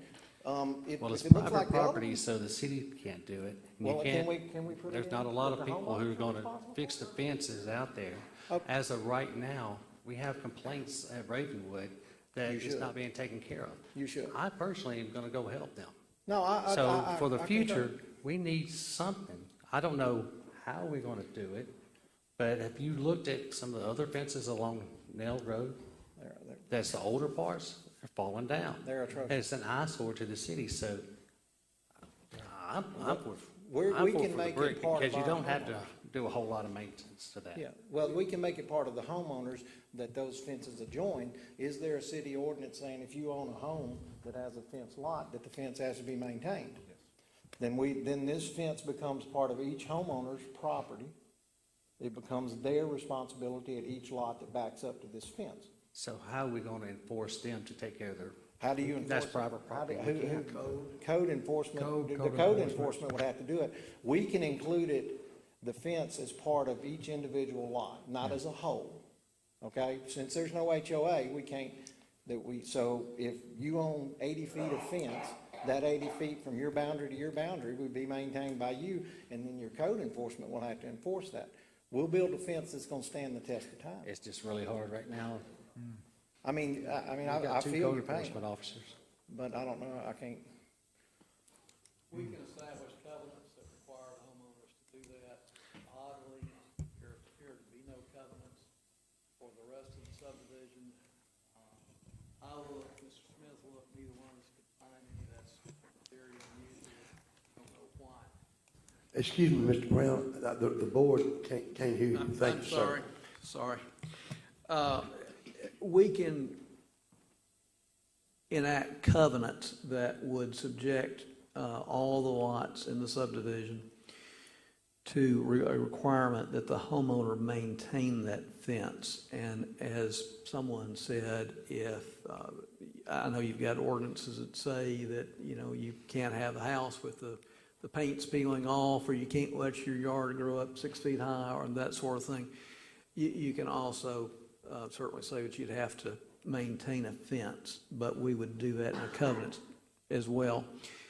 I was saying that oddly to me, there appear to be no covenants for the rest of the subdivision. Even though I notice on a plat that Mr. Smith prepared, it's got a blank for the book and page for the covenants to be recorded, but they were not recorded. I couldn't find any, Mr. Smith couldn't find any. Frankly, the only reason it has worked as well as it has is because of the PUD document that enforces a minimum square footage, because otherwise there would be none. But because you have that PUD agreement, you have, a nice subdivision that you have. But I will certainly recommend that even though there aren't any covenants in the rest of the subdivision, that there should be covenants for this section of it. And we can do that. As far as an HOA, I agree that would be very difficult to have an HOA on one section of the subdivision, and there's no way to force everyone else in the subdivision to be subjected to an HOA and paid dues unless they volunteered, and I don't think that's going to happen. Again, we're talking a lot about what should happen in the future, and, in the future, I would certainly suggest that. And speaking of the future, what about, we have a huge renter problem. Well, I won't say a problem, but we have a lot of renters here. Can it be put in the covenants that you have to sell it and not rent it? We have a lot of investors that come in and buy these homes, and when you do have renters, not all, say it again, not all, but a lot, they don't take care of the property. I'll let Mr. Campbell address that one, but there are a lot of constitutional challenges as to whether or not that is legal to have. I'm not an attorney, so that's why I'm asking. Right. I think that is problematic, so I think we want to shy away from that. Anyone else have any questions? Mr. Campbell, did you have something, sir? I do, Mr. Mayor, not particularly on that last point, but I will let everyone know that Section G that is coming before you next month is proposed to have an HOA. And one of the main reasons is they're going to have cluster mailboxes, which is a requirement of the Postal Service, but it may be also, they also have a detention pond that they're going to propose on that property that abuts up to the west boundary. So it's not impossible for one section of a subdivision to have an HOA. So I do think that is at least a possibility for Section F as well. Well, a difference, and I agree with Mr. Campbell, that is what was provided for in the PUD documents, but it specifically said that that section, which we're not addressing, I'm not involved in that, but from what I read in these documents, it specifically said that it would have its own HOA for that section, and that there would be, as I read it, that there would be an HOA for all the other sections, and then a specific section for the townhome section. But just because, I'm sorry, say something. And is it, y'all, Mr. Smith, you drafted this, is Is the HOA for Section G responsible for maintenance of the detention pond that's shown just north of it? The way I read it, they are. Okay. Not a lawyer, but it's, and I drafted, or have drafted, but it says they're the logical ones there to maintain the detention pond, because it was supposed to have been a, quote, a water feature. And so they would benefit from the lake or detention pond. Yeah, I saw language in there that suggested that the lot owners of the townhome area are the only ones that could use the lake. Right, which was an amenity, so they obviously, it was considered to be an amenity, the detention pond. So they would be the only one that could use it, so it made sense for them to maintain it. Mr. Barber. So the way that the townhome section will come before you, which is not an issue tonight, will be detention solely on this little section right here. Now, that'll obviously flow into this detention area, but as far as what the HOA would maintain, it would be this detention area, and then there's some green spaces on the frontage there.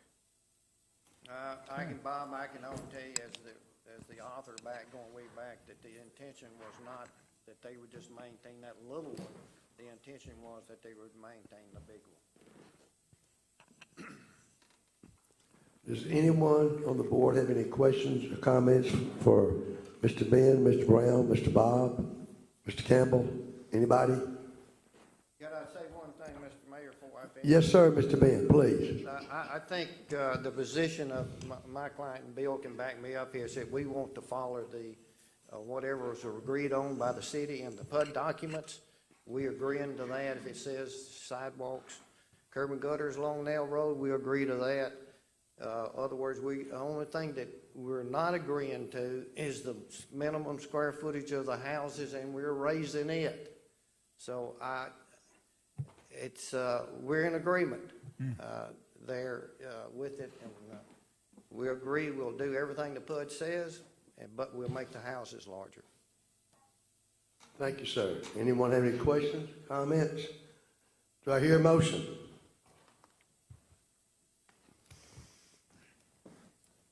Mayor? Alderman Geis. I have a question for the city attorney. Yes, sir. To clarify this. It's your opinion as our attorney that we're legally obligated to approve that PUD the way it was approved in 2003? Correct. Okay.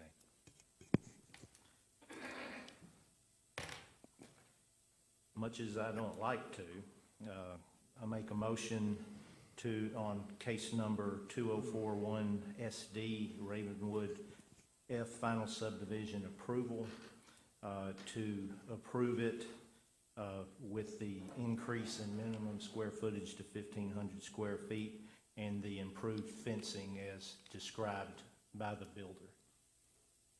I'll second that, Mayor. We have a motion by Alderman Geis.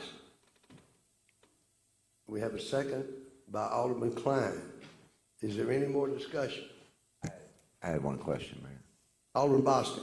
I know it was up, part of the motion would have to do with Vince approving the sewage or the drainage also. Yes. Yes, sir. So if we'd have to wait on his okay for this to move forward, correct? For them to actually physically record the plat in the Chancery Clerk's office, we would need the city engineer's blessing on the plans that they will draft after this is approved. Okay, that's fine. If there are no further questions, Mr. Robinson, roll call, please. Alderman Young. Nay. Alderman Dupree. Nay. Alderman Johnson. Aye. Alderman Bostic. Aye. Alderman Geis. Aye. Alderman Bledsoe. Aye. Alderman Klein. Aye. Motion carries 5 in favor, 2 opposed. Thank y'all. What people, y'all want to take about a 5-minute break and stand up just a minute? Is that all right with everybody on the board?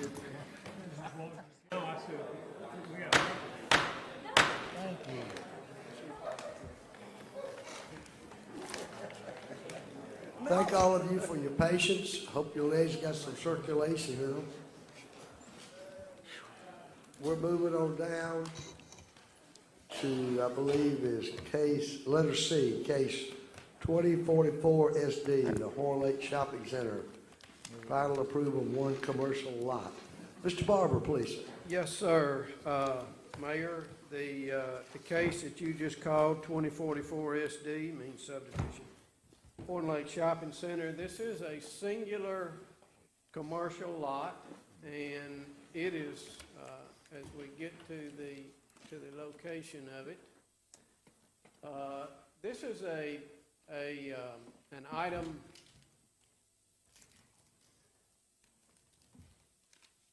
Pardon me while I find my place. Yeah, come on down to the map, if you don't mind, Jim.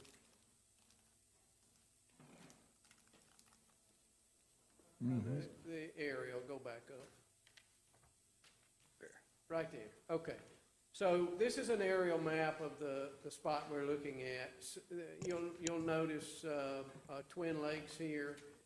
This is Nail Road, this is Horn Lake Road, and this outlined in red is the lot. It's just a few acres. We do have a representative here. It is zone C4 plan commercial, and they are ready to construct a commercial enterprise on this lot. However, as we research the background of this, the corner has never been approved as a lot. It is just a parcel of ground, and it's been built up all around it, and it's never had any kind of subdivision approval associated with it. So the city has to issue a building permit to an approved lot, and either up or down, Jim, you'll find the actual subdivision plat itself. That's it. Go backwards right there. So this is the configuration of it right on the corner. Now that's sideways. You're looking north up to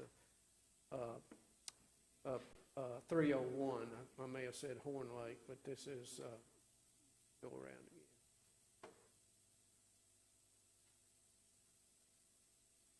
Great. All right. So here we go. Right on this corner. So this is far simpler than the previous subdivision.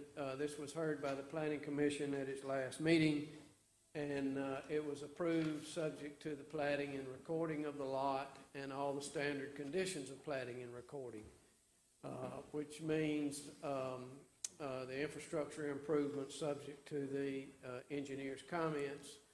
And essentially, that's all that's involved in this. It's zone C4. It's one lot. It's on the corner. They're ready to build a commercial enterprise there, which we actually have under review, and we'll be considering that at the next Planning Commission meeting. Representative is here for it. If you have any questions. Yes, sir. Anyone have any questions for Mr. Bob? Alderman Dupree. What commercial, what type of business is going to go in there? C4 offers ability to do a range of business activities, retail. Gotcha. Mostly retailing. It's a planned environment, so they'll have to landscape the lot, and they've already provided us with plans to review. It comes under design standards, but it'll be a retail-oriented business, and the applicant can be more specific than that. Okay. Anyone else have any questions or comments? Would y'all like for the applicant to, would the applicant please? Wait, this is a public hearing, and I declare it open. No, sir, it's not a public hearing. This is not, okay, it's not one.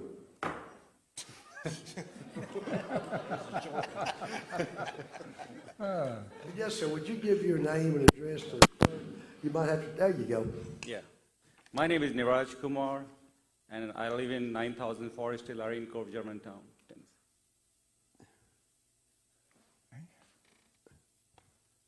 All right, sir. Anybody on the board have any questions? Mayor. Comments? I do, Mayor. Alderman Dupree. All right, now, what do you plan on putting in there? So I'm the architect for the project. So far I understand they don't have the tenancy yet, but I think it's going to be retail, some kind of. Okay. I'm sorry, I don't hear well. I didn't. Retail. Retail. He just said it's going to be retail. They're not certain. Mr. Kumar is the architect. He's not certain who the exact tenants will be. Yes, sir. Mayor, Alderman Young. is there going to be a gas station involved in this, or just strictly? There's no gas stations. No gas station, no hand car washes, none of that kind of stuff? No, I mean, we have not been approved. We are not asking for approval on gas station. It's Okay. only the retail building. I just yes. want you, okay, I got you. Yes, sir. Anyone else have any questions for the gentleman? Thank you, sir. Yep. Mr. Bob, did you have anything else, sir? No, sir, other than just to restate the conditions that the Planning Commission recommended are in your minutes. They're essentially standard conditions of plating and recording, and then subject to the engineer's comments and requirements on infrastructure. Anybody have any questions or comments for Mr. Bob? Do we have a motion? Mayor, Alderman Dupree. I make the motion to approve the final approval on this commercial property. With the staff recommendations. Yes, sir. We have a motion by Alderman Dupree. Do we have a second? Second. Second by Alderman Geis. Is there any discussion? Roll call, please. Alderman Klein. Aye. Alderman Bledsoe. Alderman Geis. Aye. Alderman Bostic. Aye. Alderman Johnson. Aye. Alderman Dupree. Aye. Alderman Young. Motion carries 7 in favor, none opposed. Moving on down, case number 2045 SD. Mr. Bob. Yes, sir, Mayor. This will look real familiar to it because we were just right in this neighborhood. This is a request for, again, a one commercial lot, Ravenwood commercial lot. And if you'll scroll down to the map, you will see we were just discussing all of this strip of land right here, and you'll recall, and I'll show you the map in just a moment, but right here on the corner of Nail and Horn Lake Road, right there on the corner of Nail and Horn Lake Road, there is a 2-acre block that remains, and they are requesting final subdivision approval. And if you'll scroll down one more map, that will, no need to do the view because we're going to go straight to the plat. I just want to show you, this is the corner right here, zone for commercial and retail operations, and then you can scroll to the final plat itself. Thank you. This is the actual final plat. So this is a part of the Ravenwood Plan Unit development, but it's set aside for commercial use, and they are trying to plat and record this corner, subject to, as the Planning Commission recommended, the improvement of Nail Road with curb and gutter, as we were just discussing, all the way to the corner, and also subject to standard conditions of platting and recording, and subject to conditions that the engineer will impose with regard to infrastructure and drainage. One commercial lot. It's not a public hearing. Thank you. All right. Anybody have any questions, comments for Mr. Bob? Is the applicant present? I guess not. I thought that was Mr. Kumar, and Mr. Kumar's gone. All right. Thank you, sir. Mayor, Alderman Geis. I have a question. On that corner, are all the corners now commercial, or is there one that's still residential? The commercial, there's commercial across the street right here. You'll see Dollar General. I know we approved something there. Yes, and something's been approved here, and I believe this corner is zoned commercial. This corner is not. That was the one that was denied, I believe, previously. That's correct. To be commercial. Yeah. So that'd be 1 residential and 3 commercial. Yes, sir. This is a larger tract here. I don't know, 40, 50 acres or so. And these 3 corners are the 3 commercial. Thank you. Alderman Geis, the southwest corner, remember we had that discussion? I can remember because of the comprehensive plan, that was all in the AR zone. Yes. On the southwest corner. Yeah, it was a condition. Yes, It was sir. a change. Thank you, sir. Anybody else have any questions or comments? Alderman Young? Do we have any idea what he's planning on putting on this corner? No, sir, it's retail, it's designated for retail use, but without the applicant here, I can't tell you. Mayor, may I add? Alderman Klein? Now, as soon as they do decide what they're gonna put there, they'll have to still come before the planning with the review board as far as design and review. Then it comes back before us on the design and review. Yes, that's correct. Right. So we'll get a second look at it. There's two steps. One, we just need to get the lot approved. Just to have the parcel of ground approved as a subdivision lot and has to deal with all the infrastructure. And then the second step, they'll actually design the site, do the site layout, the architecture of the building, and that has to go before the planning commission for approval. So this is step one of two. Thank you, sir. Mr. Campbell? Just to clarify, Alderman Klein, that'll be, the site plan will be approved by the planning commission. That's so right. The It Board of won't come Aldermen before the won't board. see Right. that. No. Correct. No, it won't come. It'll be the planning commission. One more question. Alderman Geis? What, under the zoning for that, what's allowed on that corner? That, I believe, is C1.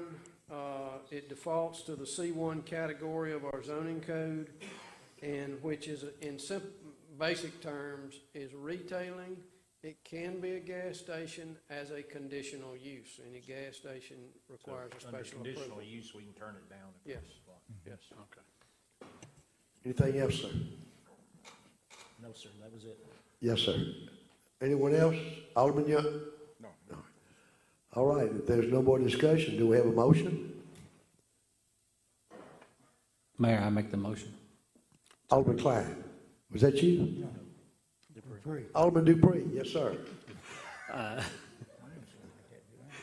make the motion for case number 2045 SD Ravenwood Commercial for final approval. We have a motion by Alderman Dupree. Do we have a second to the motion? I'll second. Alderman Klein makes the second. Is there any discussion? Roll call, please. Alderman Young. Aye. Alderman Dupree. Aye. Alderman Johnson. Aye. Alderman Bostic. Aye. Alderman Geis. Aye. Alderman Bledsoe. Alderman Klein. Aye. Motion carries 7 in favor, none opposed. All right, moving on down to case number 2046. Yes, sir, Mayor. This one is a public hearing. That's what I was going to fix to hit. It's a public hearing now declared open, please. Thank you, sir. The application here, 2046 CU, the CU means conditional use, so you're giving it approval on a conditional basis, or you're considering it for approval on a conditional basis. You will note in the minutes in your packet, these are the criteria. This is for a hand car wash, by the way, associated with a convenience store. So the way the zoning ordinance reads is that car wash, it doesn't distinguish whether it's automated or manual car wash. A car wash associated with a convenience store is a conditional use. So the applicant has come before the Planning Commission. These are the criteria that you judge a conditional use on. Will there be increase in traffic hazards or fire hazards or adversely affect the neighborhood or the character of the city? Overtax utilities or be in conflict with our plan. You'll see there that the car wash is listed as I mentioned, accessory to a convenience store in the zoning code. There's no mention of the nature of how a car wash plays out. This application was presented to the Planning Commission. They heard the applicant's request. If you'll scroll on down to that map, I don't think you have to twist it. So this is located at the corner of Highway 51 and Nail Road. You'll notice we're on the northwest corner. Scannell is building the big warehouse right here. There is a car wash located right next door. So our applicant, whose name I'm sorry I can't pronounce, the first name is Mamar, was the applicant. appeared and described his plans to the Planning Commission. There was some discussion from the neighboring property owners, but ultimately, a motion was made to approve the car wash associated with this convenience store for a period of 5 years. Anyone have any questions for Mr. Barber?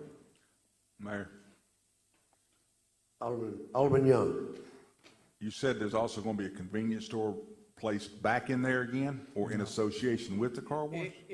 So the owner of this site wants to wash cars outside. Well, he doesn't even have a convenience store there now, it's closed. Yeah, that one's open. I think that was Oh, isn't that Best In and Out or whatever? Oh, I see which one it is, okay. This one, Yeah, I'm across the street, okay, Yes, sir. okay, sorry. I was looking at that, no, that's it, it's okay. Mayor. Alderman Johnson. So, Mr. Barber, this is an existing structure. We're just asking that they hand wash cars at this location that's currently there. That's correct.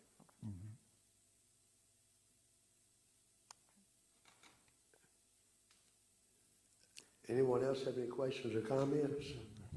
Mayor. All right, there's a public hearing. All right, Mr. Cole Bostic, come on down, sir. Like Alderman Johnson says, this is an existing building there where they used to run you through that car wash bay. And Mr. Saline, I guess that's correct pronunciation, came by. He's not here because he's out of the country, really. He went home on vacation to Jordan, one of our allies over in the Middle East.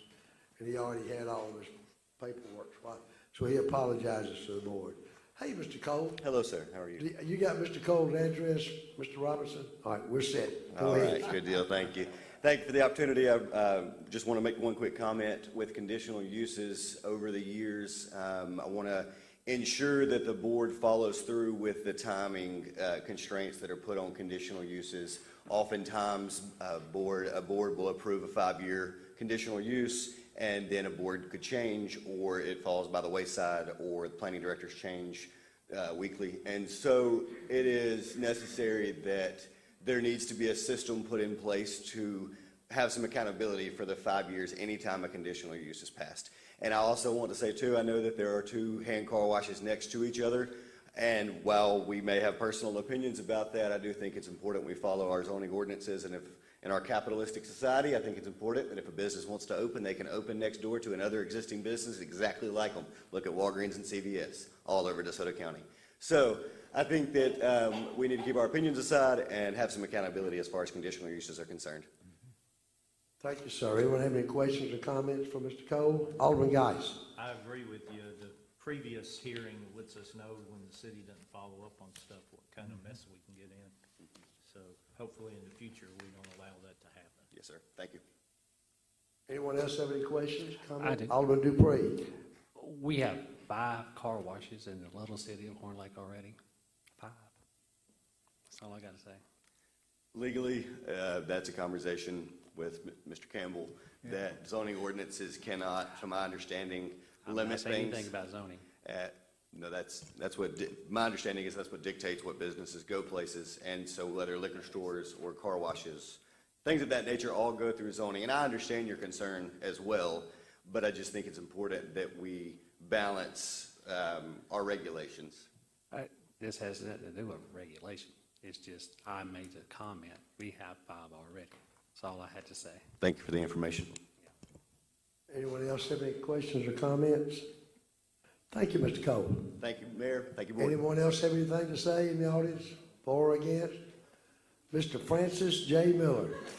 Mr. Robinson, do you have Mr. Francis's address? Never met him. Whether he has it or not, I love to give it. Francis J. Miller, 7180 Benji Avenue, a voting registered citizen, 12 years. Now, I believe in competition. I agree with Mr. Bosick. If there are 20,000 people who want to wash cars' hand, and if they think they can make a living, let them all come and see who can survive. And my question at the Planning Commission to this fellow that wanted, I don't see how you can make money with all these fancy billion-dollar car washes in Horn Lake, but if you can, hands off to you. And they're not hand car washes, though. He's going to be a hand car wash, and I have no idea how he's going to make money. But I sure hope he comes, and 20,000 more.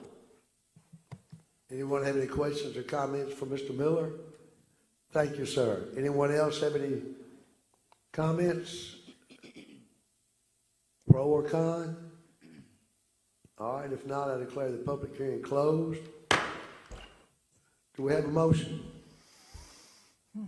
Mayor, Alderman Johnson. I motion for the conditional use for a hand car wash for case number 2046CU for the term of 5 years. We have a motion by Alderman Johnson. We have a second by Alderman Bledsoe. Is there any discussion? Roll call, please. Alderman Klein. Aye. Alderman Bledsoe. Aye. Alderman Geis. Aye. Alderman Bostic. Aye. Alderman Johnson. Aye. Alderman Dupree. Nay. Alderman Young. Nay. Motion carries 5 in favor, 2 opposed. Moving down to new business. Letter A is appointment of city personnel and commissioners. I believe it's been requested to move that to executive session. Is that correct? Correct. That's correct, Mr. Mayor. Does anyone object to doing that? Anyone? Okay, we'll go down to letter B.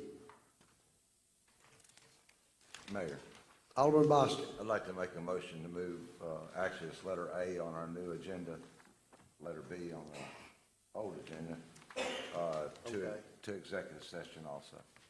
Wait now, let me see. Which ones are you requesting, sir? It would be B on the old agenda, and it would be A on the current one. Letter A, I believe it's the, and what was the second one, sir?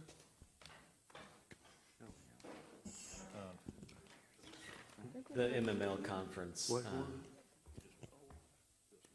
All right. Letter A and. What about? Okay. All right, thank you. Okay. Is it all right with everybody on the new agenda? Letter A, concerning the MML conference, move it to executive session. Any objection? Okay. Then let me get on the same agenda as y'all. All right. Letter B, do we have a motion? Mayor, Alderman Geis. a request to approve the agreement with Neil Schaefer, Inc. to provide engineering services using the automated road analyzer for the 2021 street management program at a cost of $89,920. I second. We have a motion by Alderman Geis. We have a second by Alderman Klein. Is there any discussion? Roll call, please. Alderman Young. Aye. Alderman Dupree. Aye. Alderman Johnson. Aye. Alderman Bostic. Aye. Alderman Geis. Aye. Alderman Bledsoe. Aye. Alderman Klein. Aye. Motion carries 7 in favor, none opposed. All right. Letter C, do we have a motion? Mayor, Alderman Johnson. I'd like to request to rescind board order number 0414-21G from April 20th, 2021 that approved the hiring of Todd Harmon. We have a motion by Alderman Johnson. Do we have a second? Second. Second by Alderman Bledsoe. Is there any discussion? Roll call, please, Mr. Robinson. Alderman Klein. Aye. Alderman Bledsoe. Aye. Alderman Geis. Aye. Alderman Bostic. Aye. Alderman Johnson. Aye. Alderman Dupree. Aye. Alderman Young. Aye. Letter D, do we have a motion? Mayor, Alderman Bostic. I'd like to request that we move letter D to executive session, please. Is that all right with the rest of the board? That's good with me. Yeah. All right, letter D goes to executive session. All right, letter E.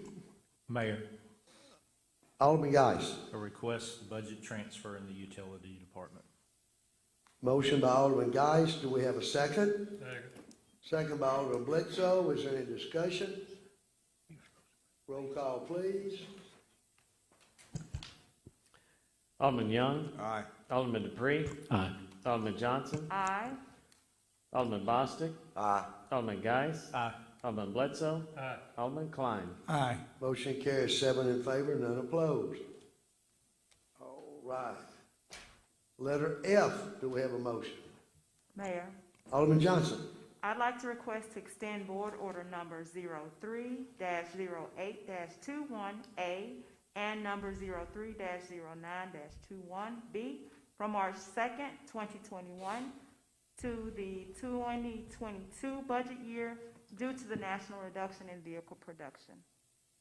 Do we have a second to the motion by Alderman Johnson? Second.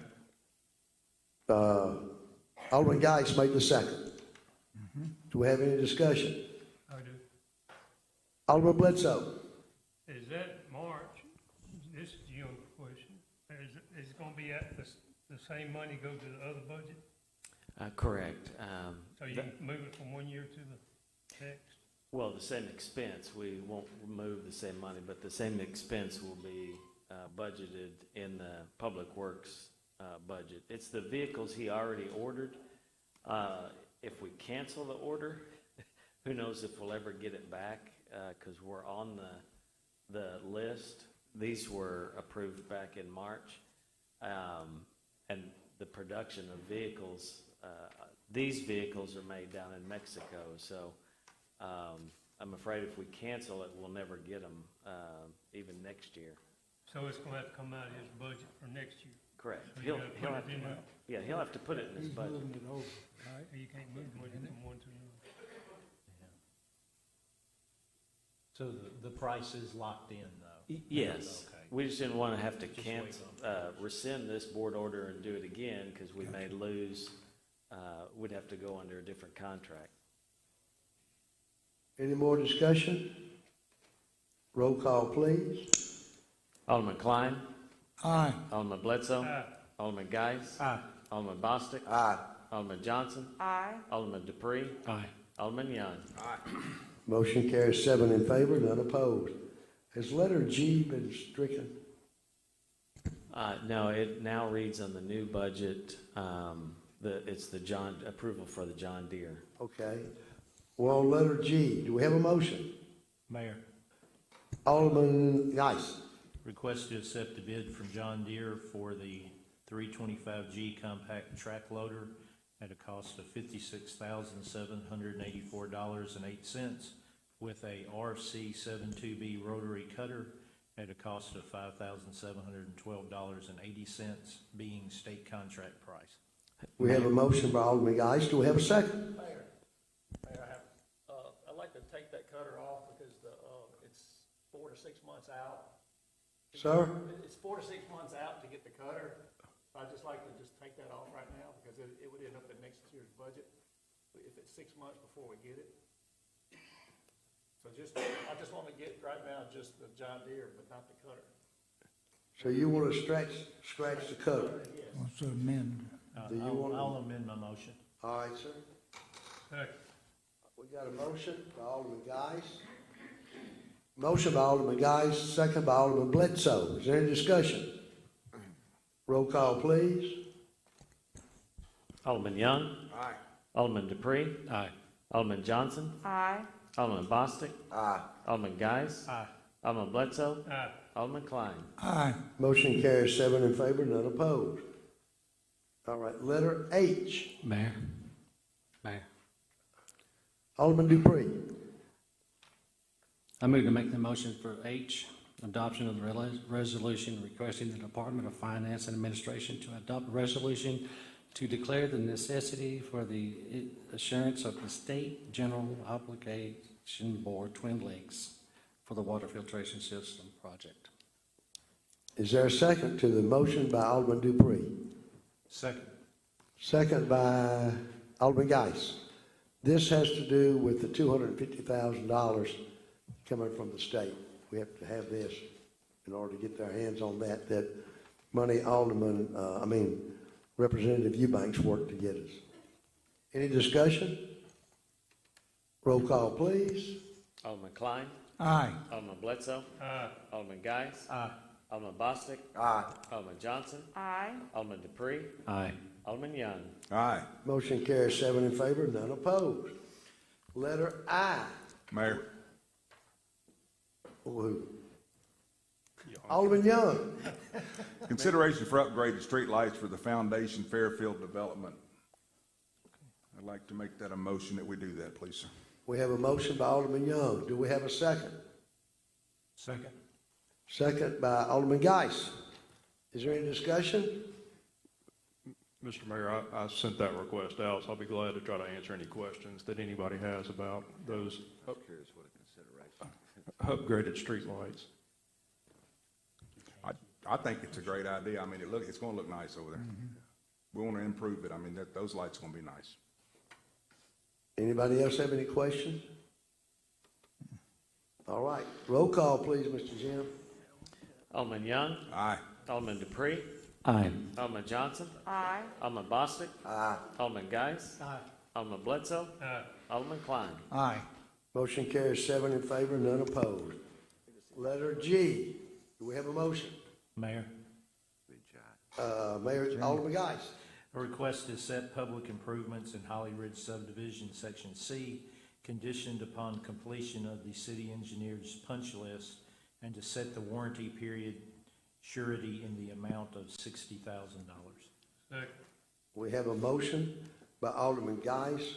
We have a second by Alderman Bledsoe. Is there any discussion? Roll call, please. Alderman Klein. Aye. Alderman Bledsoe. Aye. Alderman Geis. Aye. Alderman Bostic. Aye. Alderman Johnson. Aye. Alderman Dupree. Aye. Alderman Young. Aye. Motion carries 7 in favor, none opposed. Mr. Campbell made the suggestion that we extend the time for tonight's meeting. Does anyone want to make that?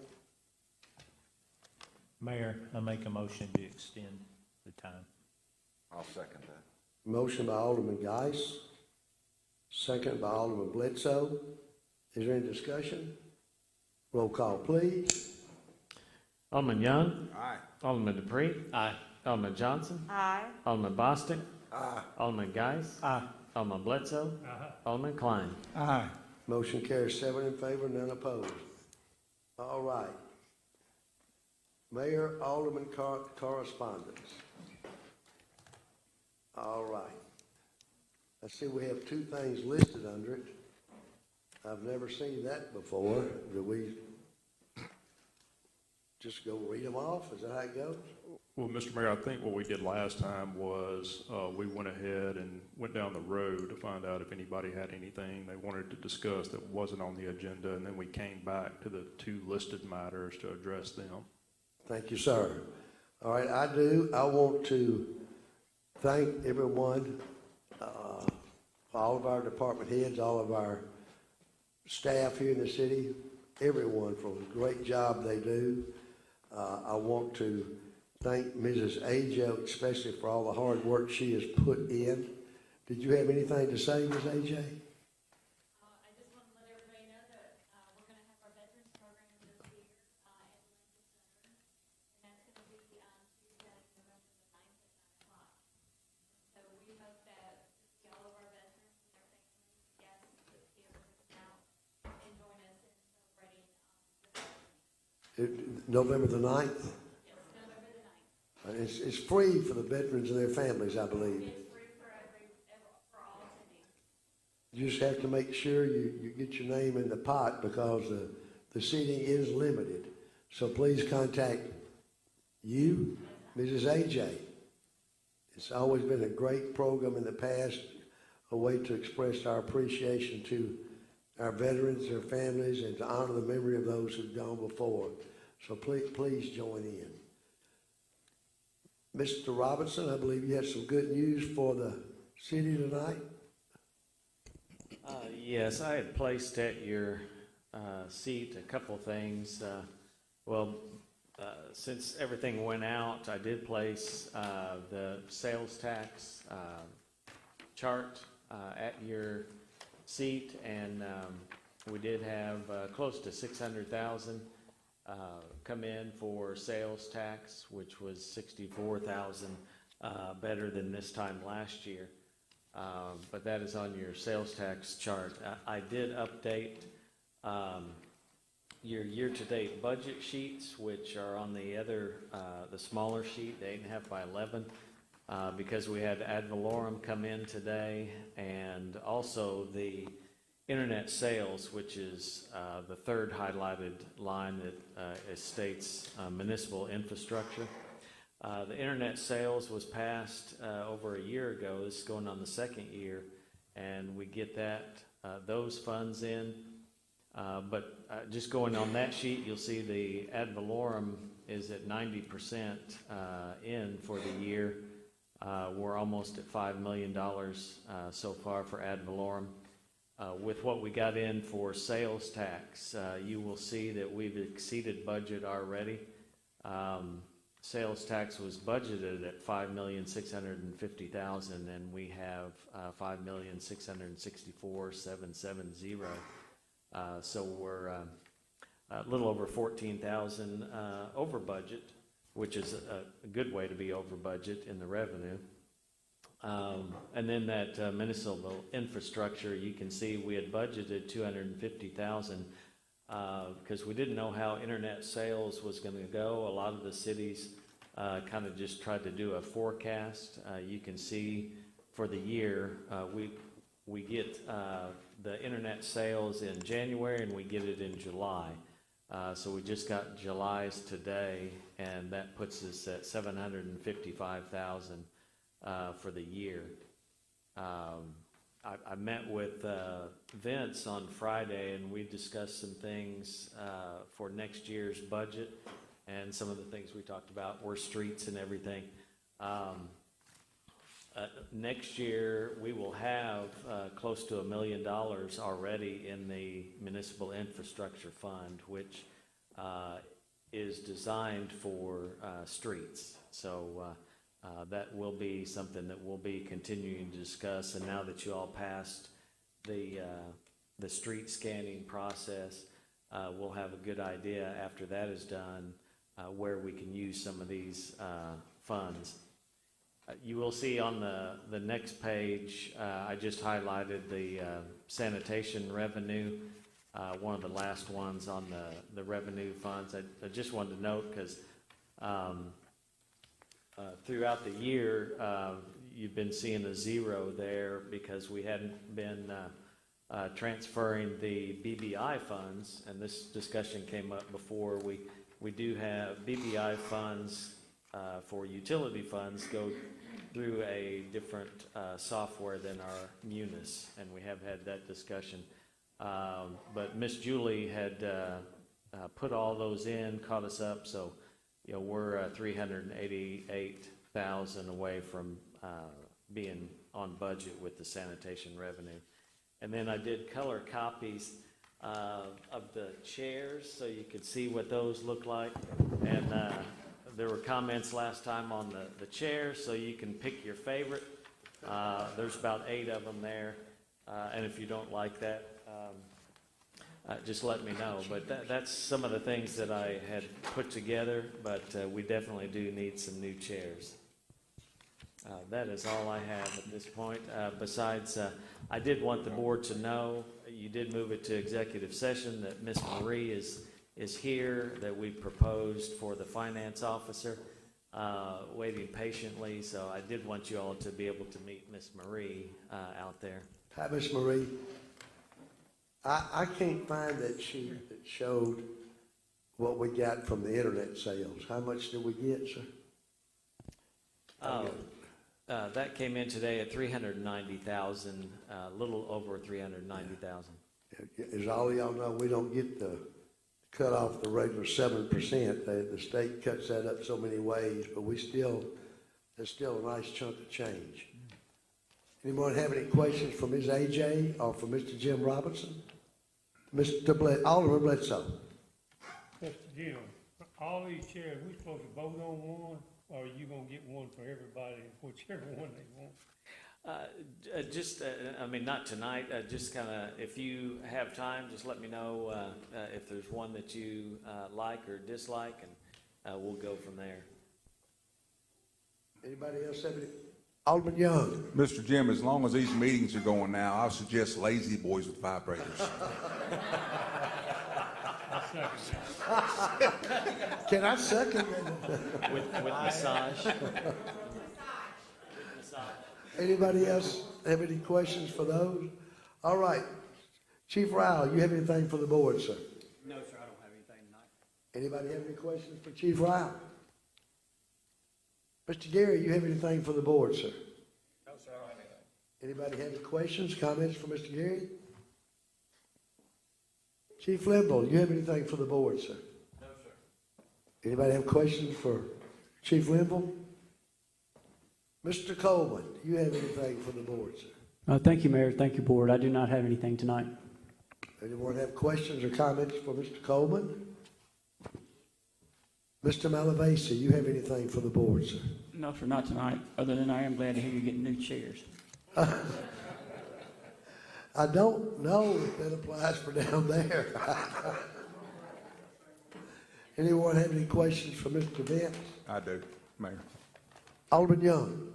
Sir, the two-lane bridge, they've been making some pretty good progress, been really good dirt digging days. They've been doing pretty good over there. Do you have any idea, an estimated time?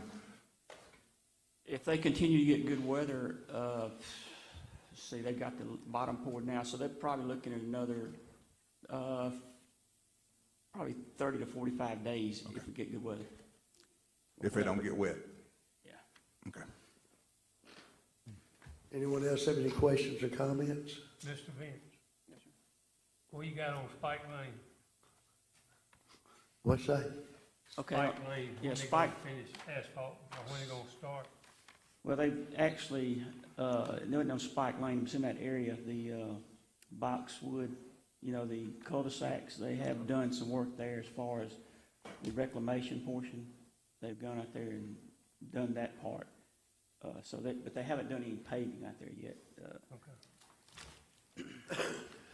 Mr. Gary, when are they gonna start striping Nail Road extended and Interstate Boulevard? Do they have any, I thought it was by the end of the month. Well, me and Vince just talked about that before the meeting, and he said he thought actually they were supposed to start on the 12th, but he's gonna call them tomorrow. I know we had that rain come in. Well, I just wanted to get it done before school starts. Yes, sir. Alderman Young, do you have anything, sir? No, sir, nothing. Alderman Dupree? No, I'm good. Alderman Johnson? Yes, sir.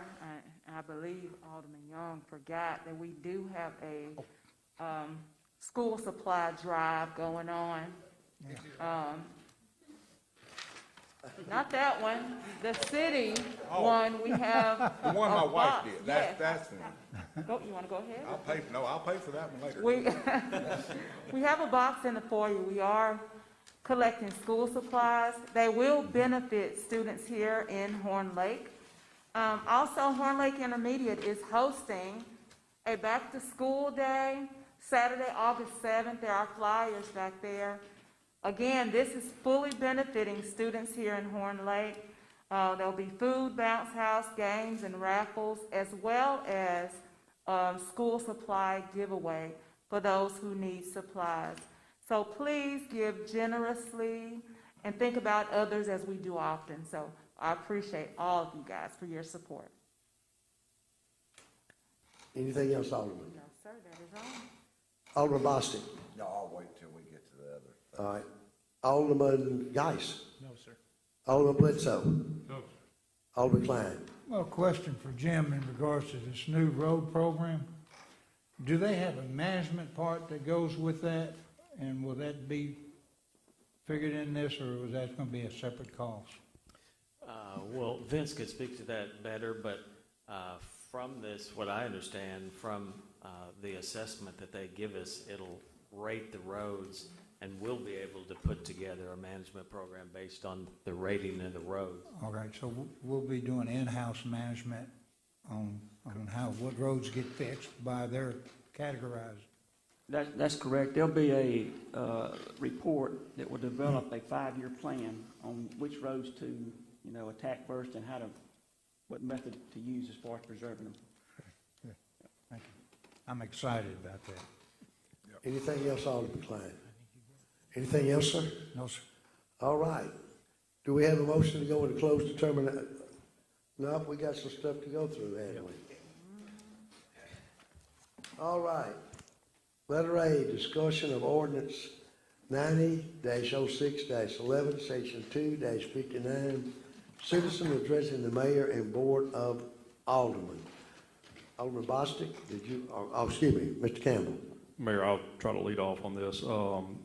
We discussed this at a previous meeting, possibly the last meeting, and Mr. Robinson did put together some bullet points with some parameters that we discussed. There looks like there are about 6 of them, and I think they're good. And you'll see a note in there that I'll have some revisions or additions to those as well. I haven't put those in writing yet, so I would ask you not to take any action on them tonight, but let me prepare a more complete list with my additions and present that at the next meeting. But he or I would field any questions that you have or may have on the bullet points that he's presented so far. Anyone have any questions? No, I just wanted to thank you for taking the time from the suggestions that we had and putting them down. I think the things that you did put together there, I think is going to be a benefit to the citizens that would be able to come speak. I was hoping Billy would have that together tonight to where we could have a little bit more layout of it and not put it off much longer, but I guess we're at Billy's mercy. So hopefully in the next meeting we will have that together and be able to have an open discussion and discuss the things that we had talked about. Is there any way, you don't have a copy of those so where anybody could see those, or? No, I'm talking about on the screen. Oh, sorry. Yeah, you guys have it. Yes, I mean, I could pull those up. You want those? Do you want him to say those? I don't have any problem with that. Let's make sure. It was page 132 of the PDF, if that helps you out, Jim.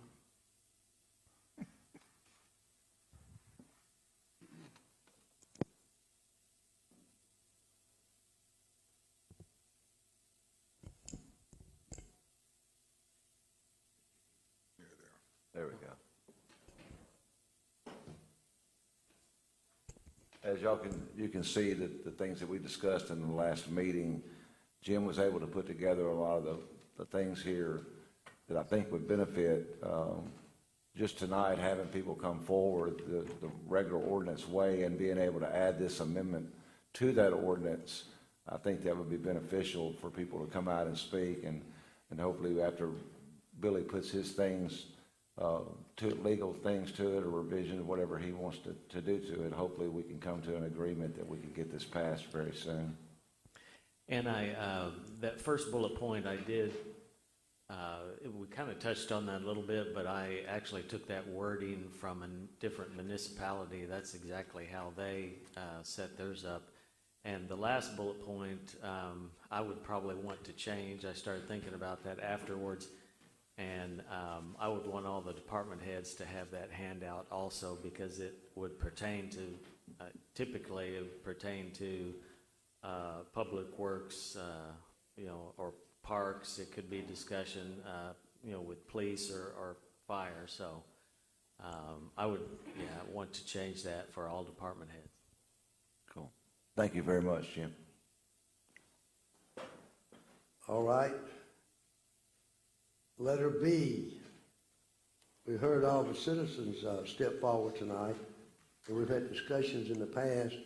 Is there anyone who wants to add any more comments tonight on the use or discharge of fireworks in the city of Horn Lake?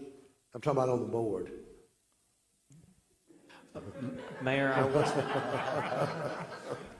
I was going to say I did place, when we were on break, I placed at your seat information that Dale Wilson had brought up here to City Hall. They had, placed the information showing what they did, and just wanted you all to have that since they were not able to be here. Anybody have any comments, questions? Mayor, Alderman Geis. I have a couple of questions for the chief. Yes, sir. Chief of the police department. I know there's two of them down there. How many calls did you receive on fireworks over the fireworks period?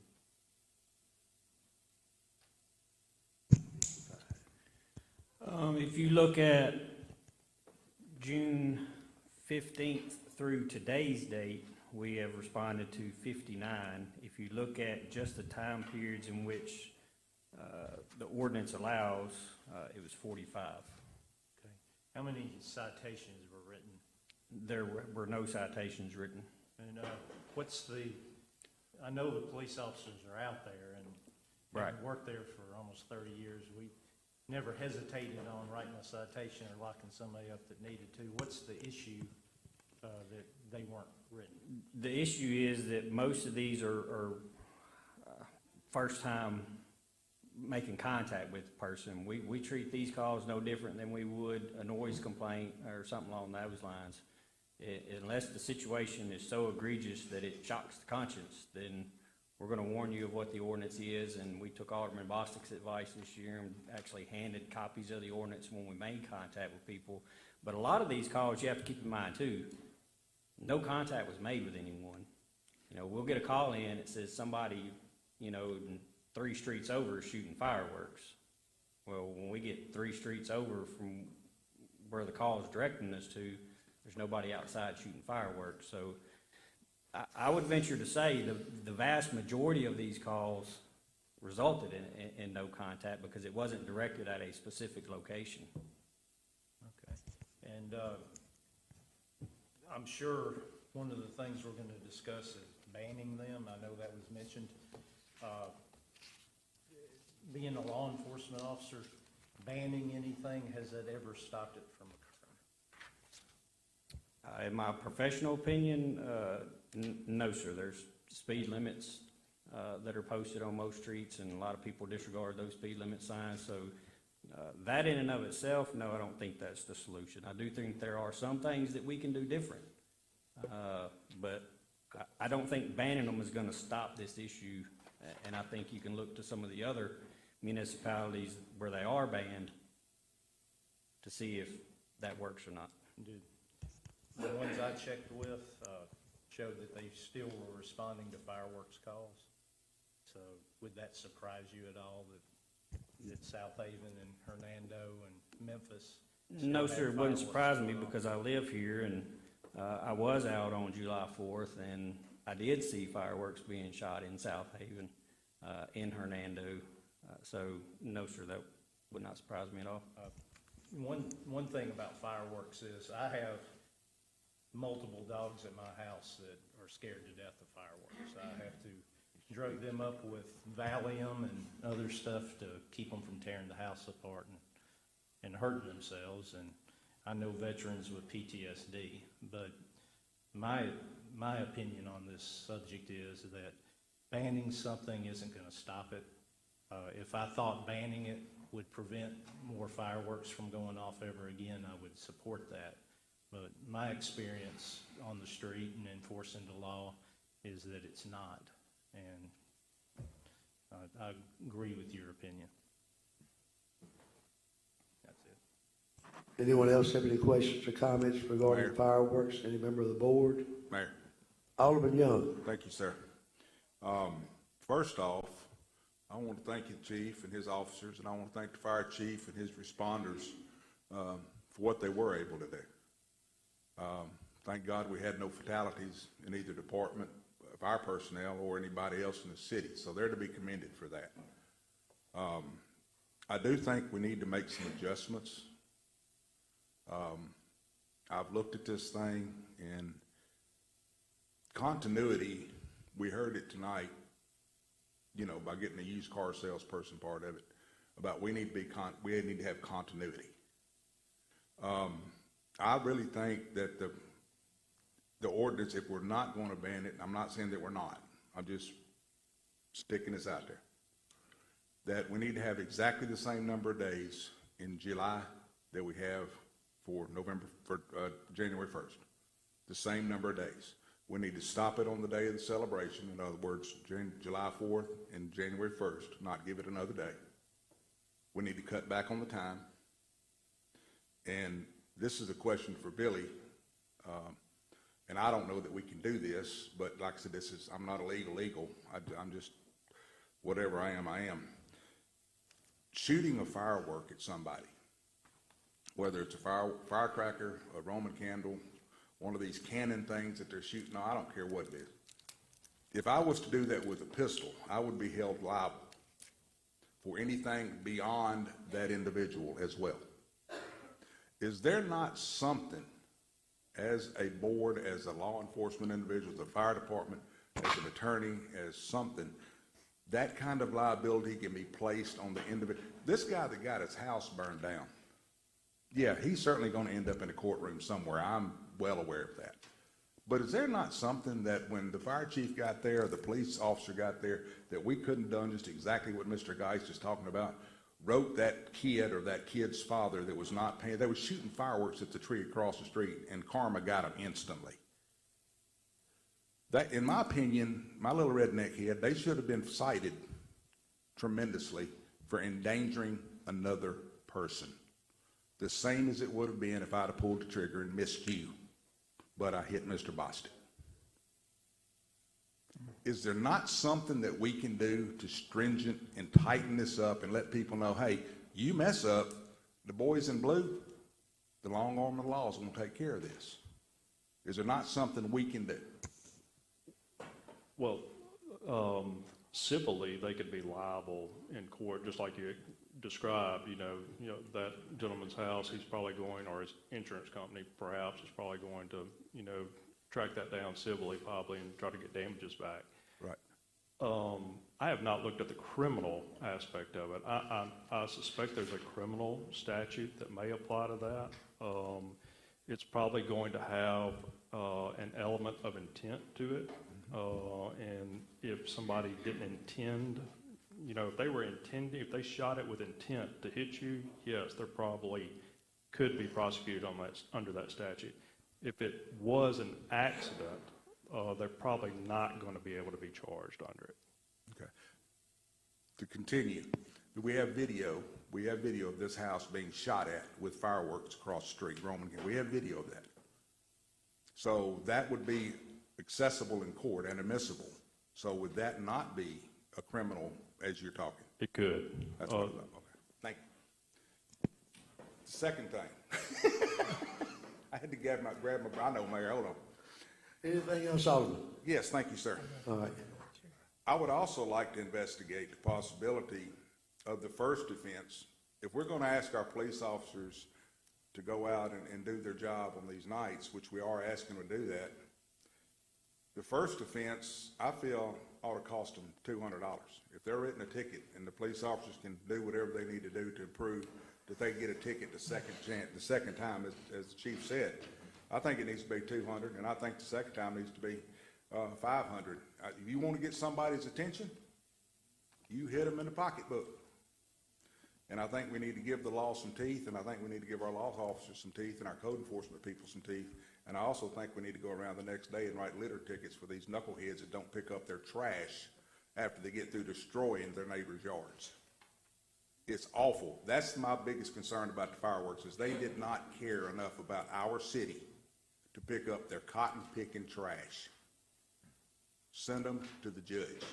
Let him deal with it. We got to give these law officers and these ordinance people some teeth. If we're going to keep them, we're going to maintain them. They got to have a bite. That's all. I'm done. Thank you. Anyone else before we do a closed determination? Alderman Bledsoe. Well, one thing, we gotta hold parents more accountable for their kids. Don't turn them out there if they're 10 years old shooting firecrackers, because they're gonna come up short of the finger. We gotta, like he said, the parent, they're responsible for their kids, no matter what, up to a certain age. I don't know what the age is, because I was straight every time I went out. But we got to do something with the parents that are not watching their kids.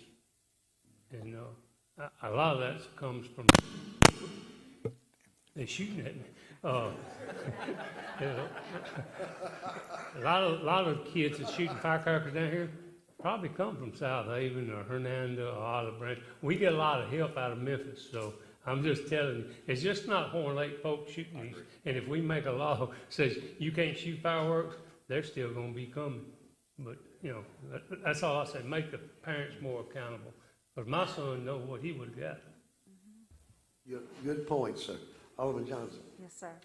Let us also take in consideration as well that this year is a different kind of year compared to what we had on last year. So we may have seen a spike in what we've had before. Chief, can you answer to a comparison in the calls that you received this year compared to those that you've received in the past?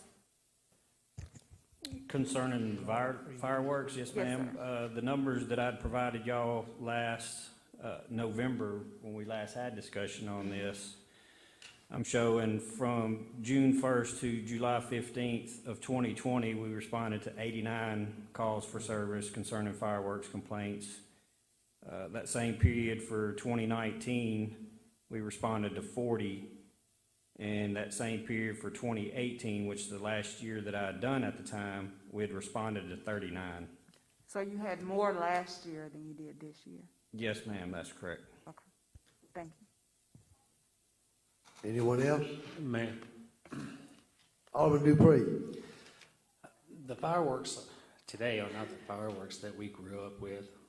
Today they got cannons. What are they called? Mortars. That's a big difference from when we grew up. I thought my house was going to explode the 4th of July night. Talking about the dogs, I have dogs as well, running around, shaking. I had to literally corral them and hold them in my arms because they were terrified.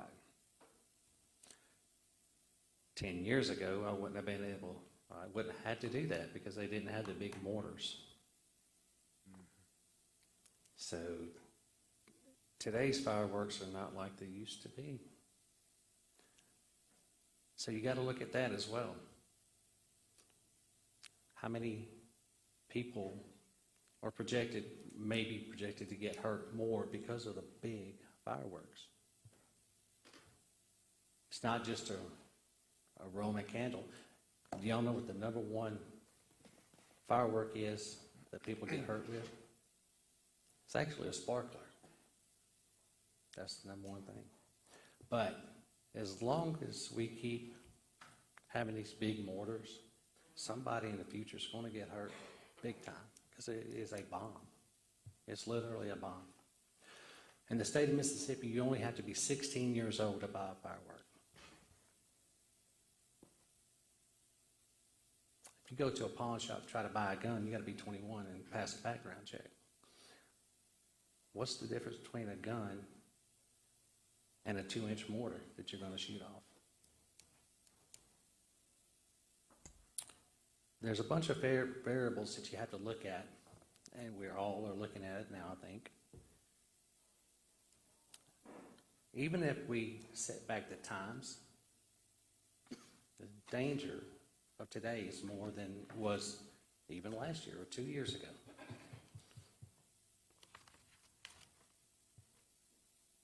So I guess what I'm getting at is, if we vote on it to keep it, we're still going to be putting people in danger. Big danger with these big mortars. So if the board in a whole, as a whole, decide to keep it, I think the times should be a lot shorter because it's a shorter period of time to somebody get hurt. You brought up, how do we hold the parents accountable? If we decide to keep it, you need to make sure those parents are held accountable by the police. They need to write a citation. Because that's the only way to get the parents today to understand that my child's got to do right, and I'm going to make them do right.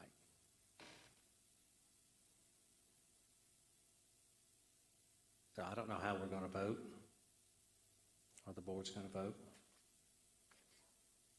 But the thing is, the danger is what I'm looking at.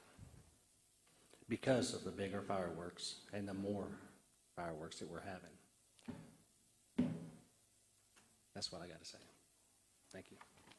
Anybody else have anything before we go make a motion for closed determination? Alderman Klein.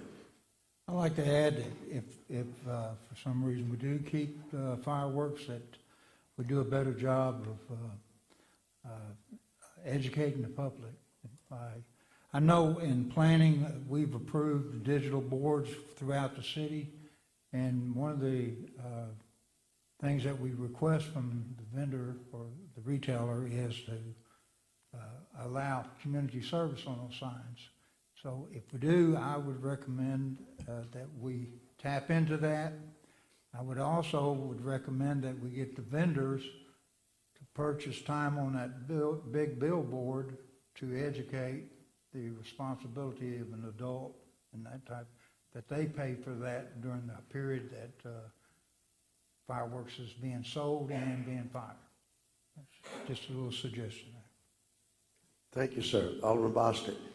Yeah, it's very interesting to hear everybody's side on all of that. First off, I wanted to thank Ms. Laura and Brian for coming and speaking tonight. When this came to light, when my phone blew up that morning, just like Mr. Bobby's house blew up, that hit me personal. It should have hit everybody in this town and in this community personal. That could have been you. Until it affects you personally, we're like, oh, well, whatever. Until you go through PTSD, PSTD, however you want to put it, I forget how to say it. Unless your dogs are going through something. If you don't have a pet and you don't have any anxiety disorders and you're like, shoot the fireworks, it's like it's okay.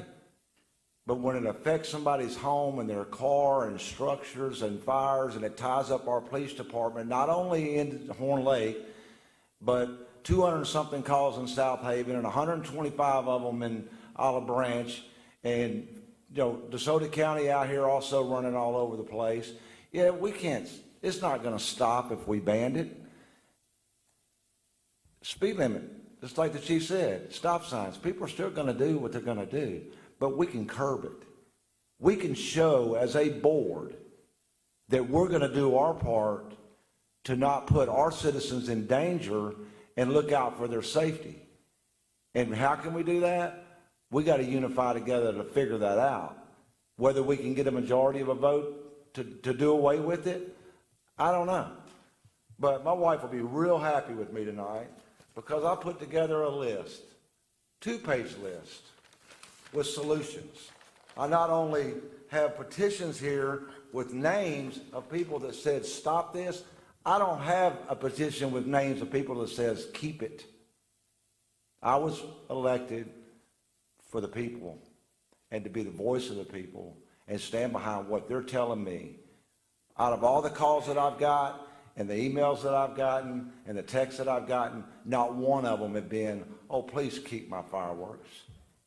They've all been, do what you've got to do. And that's what I was elected to do. And in the meanwhile, I printed out information from the Consumer Product Safety Commission and from the fire and sent to Chief Linville. He's standing behind it. This is the man that's out there fighting these fires. He don't have a problem standing up and saying, let's do away with it. It's unsafe. Out in the field out there in the county, they've got hundreds of acres. They can shoot all they want and have a good time. But when you're living over here in DeSoto Village or you're over here in Twin Lakes and they're shooting off these bombs and they're rattling your house and your dog and cat's going crazy and you got to take them to the vet 4 or 5 times in a 2-week period, that's affecting me personally and affecting a whole lot of other people that every one of them have probably gotten calls from. And it's not fair for the 5% to mess it up for everybody else. But you know what? Life's not fair. There's going to be decisions that we've got to make as a board that we've got to stand behind one way or the other. So I put together some things, whether if we ban it, there's going to be consequences. Bottom line, there's going to be consequences. By having an ordinance and not having any consequences, what good is that? We have a speed limit. They get caught speeding, they get a fine. They run a stop sign, they get a fine. A parent gives their 10-year-old a pack of mortars, they blow them off, it blows up somebody's house, nobody sees it, there's no consequences. We can curb it by stopping it. Not only in our city, but that would cut it down in South Haven, that would cut it out in Whitehaven, that would cut it out everywhere else. How come every other city decides to do away with it? Because they listened to their citizens and they didn't worry about the revenue. It wasn't about the money. It was about keeping their citizens safe. If they want to continue with them, then to use a conditional use permit, it's going to cost them $1,250 per tent. This is my recommendation. Each employee that works in those tents, they're going to have to go through training from a fire preventive program through David Limble. They're going to have to go through training. They're going to have to get certified, and they're going to have to be 18 years old to sell those fireworks, and they're going to have to ID everybody that buys those fireworks. And any violation of any of those things, if the chief Browell wants to go in there and run a sting operation and see if they're IDing them, because personally I know he don't care for them either, and as sure as police officers don't either. But if they violate one of those rules, you pull the curtains down and say, you're done forever. We're going to put perimeters in place that they've got to abide by. I mean, it's really not that hard to do. And to let the people know what we need to do, and there's got to be fines. There's no warning. If you're going to violate the 10 ordinance that we set up last year and not putting the ordinance up there on a sign and not handing out things, then they get fined $250. They come by the next time. I mean, we got a paper tonight from Mr. Wilson. Said they printed 5,000 flyers. But you know what? The 4 times I went in there was nothing. Well, evidently they needed to print out about 10,000 of them. Do their part. So if vendors are not going to do their part, why do we need them? They can't even abide by an ordinance that we set in place. So why don't they get fined? Because we didn't have any consequences in place. So what good was it? Slap on the wrist, go sell your fireworks, everything's good. So not only if they shoot that fireworks after the time, it's a $250 fine. If the police officers go out there and they see them shooting it, it's automatic $250 fine. Not only that, it's a noise ordinance, because we have a 10 o'clock noise ordinance. So if they're shooting them at 12 o'clock, that's another $250 fine. Guess what? Every time they light that fuse, we are allowing every person that makes a purchase to litter our town. We are approving them to litter our town. What's that say for us? That's a $250 fine if you get caught littering. So we're going to start collecting that at the tent when they buy them. So, because you're going to light that thing, and it's going to go in the air, and it's going to go in your neighbor's yard. So you're fixing to litter, so that's premeditated litter. But we just approved it as a board that it's okay to litter the town. It's okay. You have children out there shooting fireworks. Police officer pulls up, sees the children shooting, they're unsupervised. Whoever's over those children, it's $250 fine. Guess what? That night of entertainment just cost them $1,000 worth of fines. You put that up on a billboard, Alderman Klein, $1,000, and not only they get hit with all of that, just like when the police officers pull them over and they've got a bucket of beer or they got marijuana, they get to confiscate all the fireworks too. That bag of fireworks you just paid $400 for, put those on the front seat of my car because you're not shooting anymore tonight. Let's put consequences in place. And as far as what Alderman Young talked about, dates and times, I think it should be 10 o'clock across the board, period. No 11 o'clock on the weekend, no 12 o'clock on the weekend. If we're not going to ban it, it's going to be from 5 in the afternoon, which I don't know why they want to shoot fireworks in the daylight anyway, but some of them do. But 10 o'clock's the cutoff time. The only time that it would be any different would be at 12:30 on the night of July the 4th into the morning of July the 5th. No confusion, Chief. It's going to be 12:30 a.m. on July the 5th, coming off of July the 4th. So they don't say, well, it's July the 5th. They said we could shoot till 12:30. Well, 12:30 was a long time ago, a.m. Same thing on December the 31st till January the 1st at 12:30. That's plenty of time to finish shooting your fireworks. You've been shooting them since 5 o'clock in the afternoon. 12:30, we're done. And the dates need to be cut down to 7 days at a time for selling them and shooting them. June the 28th to July the 4th, December the 25th to December the 31st.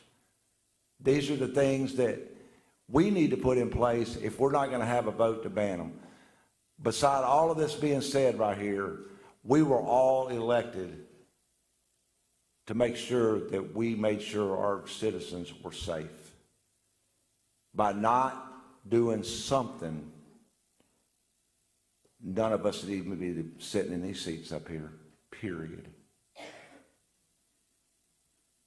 I want everybody to think about that. I would like for all these board members to think about that.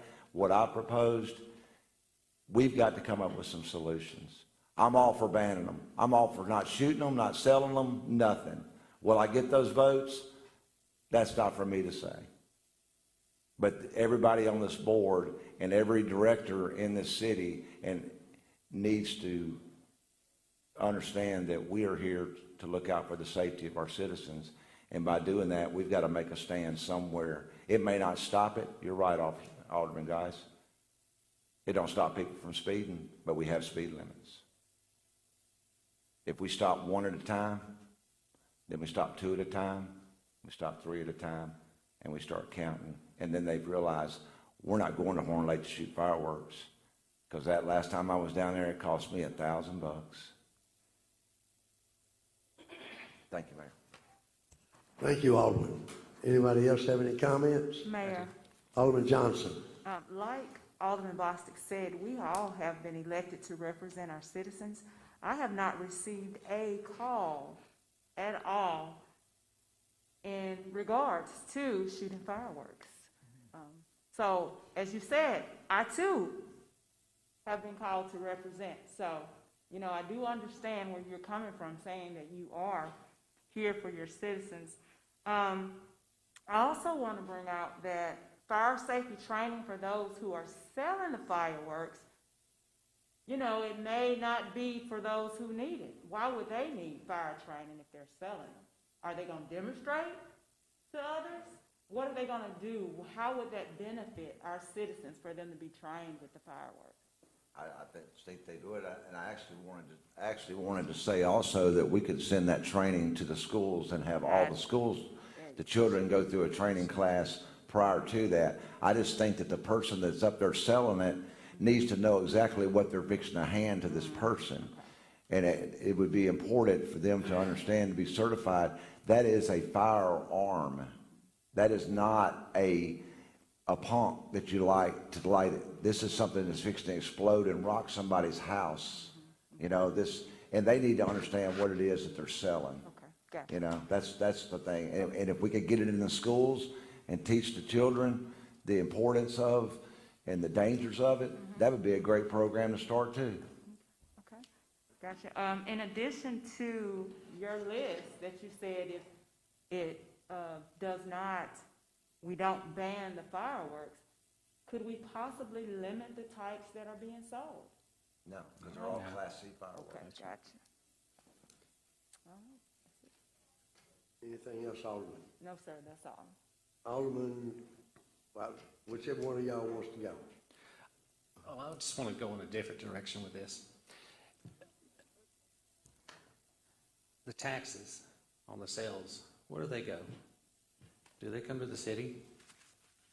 The Sales tax? yeah, we cut We do get the sales tax. It's my understanding that there are 3 different companies that are nonprofit, so they don't have. I didn't hear you say. There are some tents that are nonprofit. It's my understanding, so they don't have to pay tax. Is that true? I have no clue. I never heard of that, no. Not according to their business license. That No. they- Okay, do they have a business license here, all of them? Yes.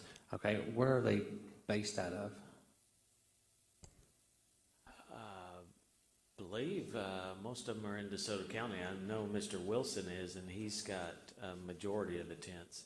The Super Sam, I'd have to look at their business. Well, I license. guess my question is, if they come from Arkansas, or if they come from Louisiana and they have their business there, does that money go back to their state?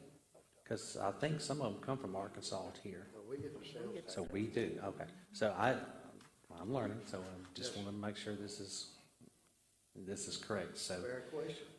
All right, so I want to go back to another. Mr. Bostic said,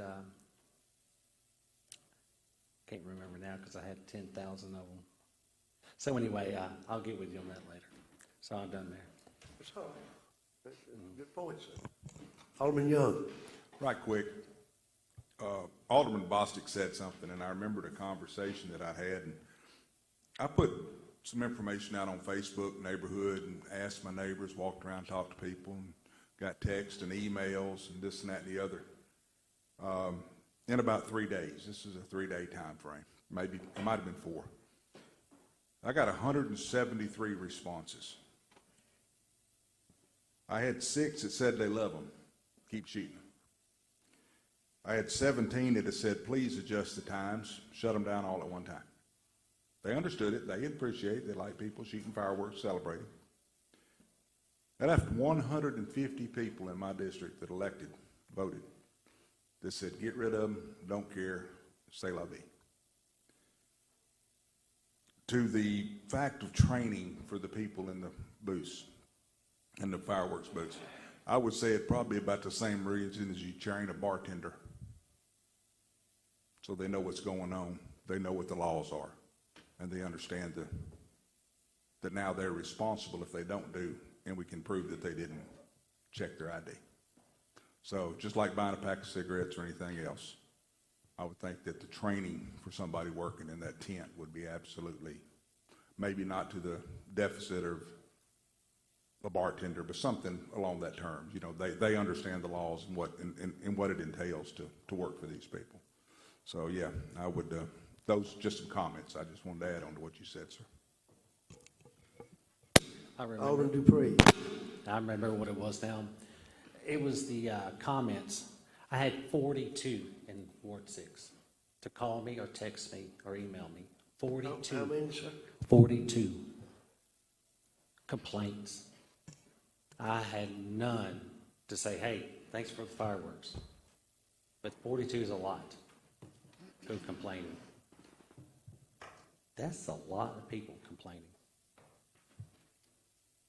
So if they're gonna elect us, we need to protect them.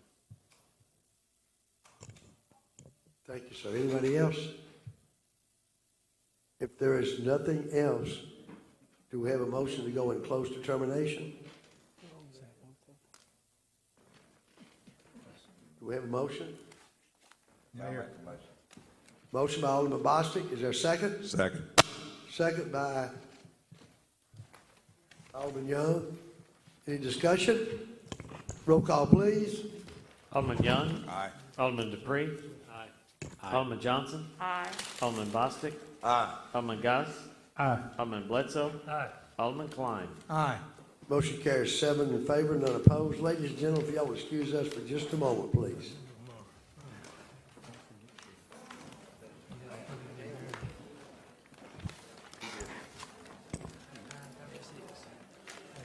We get overtime, don't we? Yeah.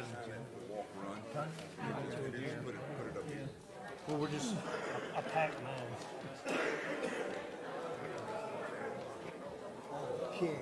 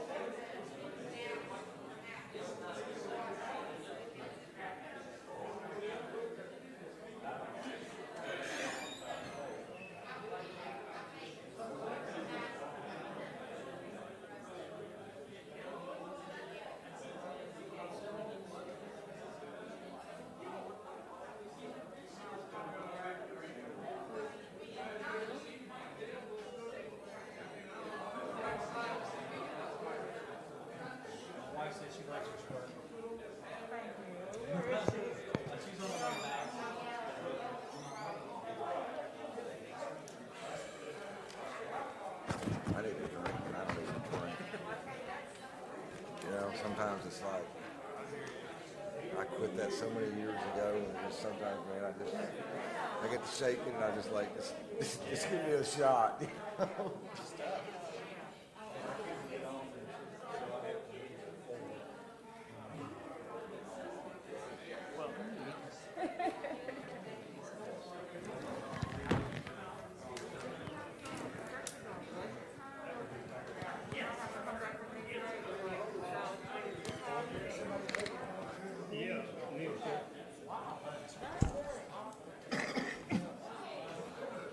Yeah, these things are drunk. Hurt your back. I already feel like I'm kind of sitting.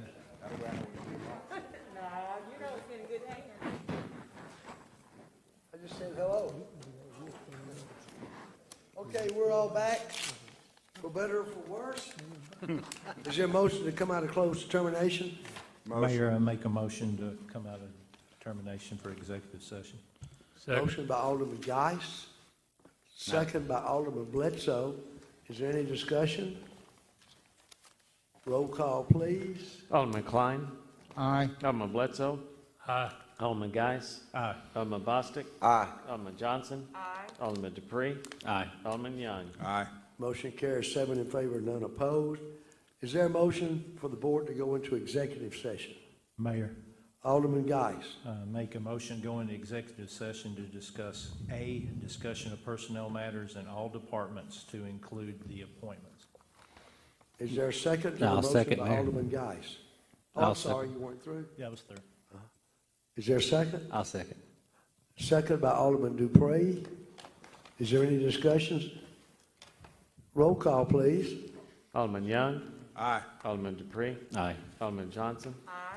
Alderman Bostic. Aye. Alderman Geis. Aye. Alderman Bledsoe. Aye. Alderman Klein. Aye. Motion carries 7 in favor, none opposed. If y'all will excuse us, we will. I'm gonna warn you, this might be a while. So, Reservation?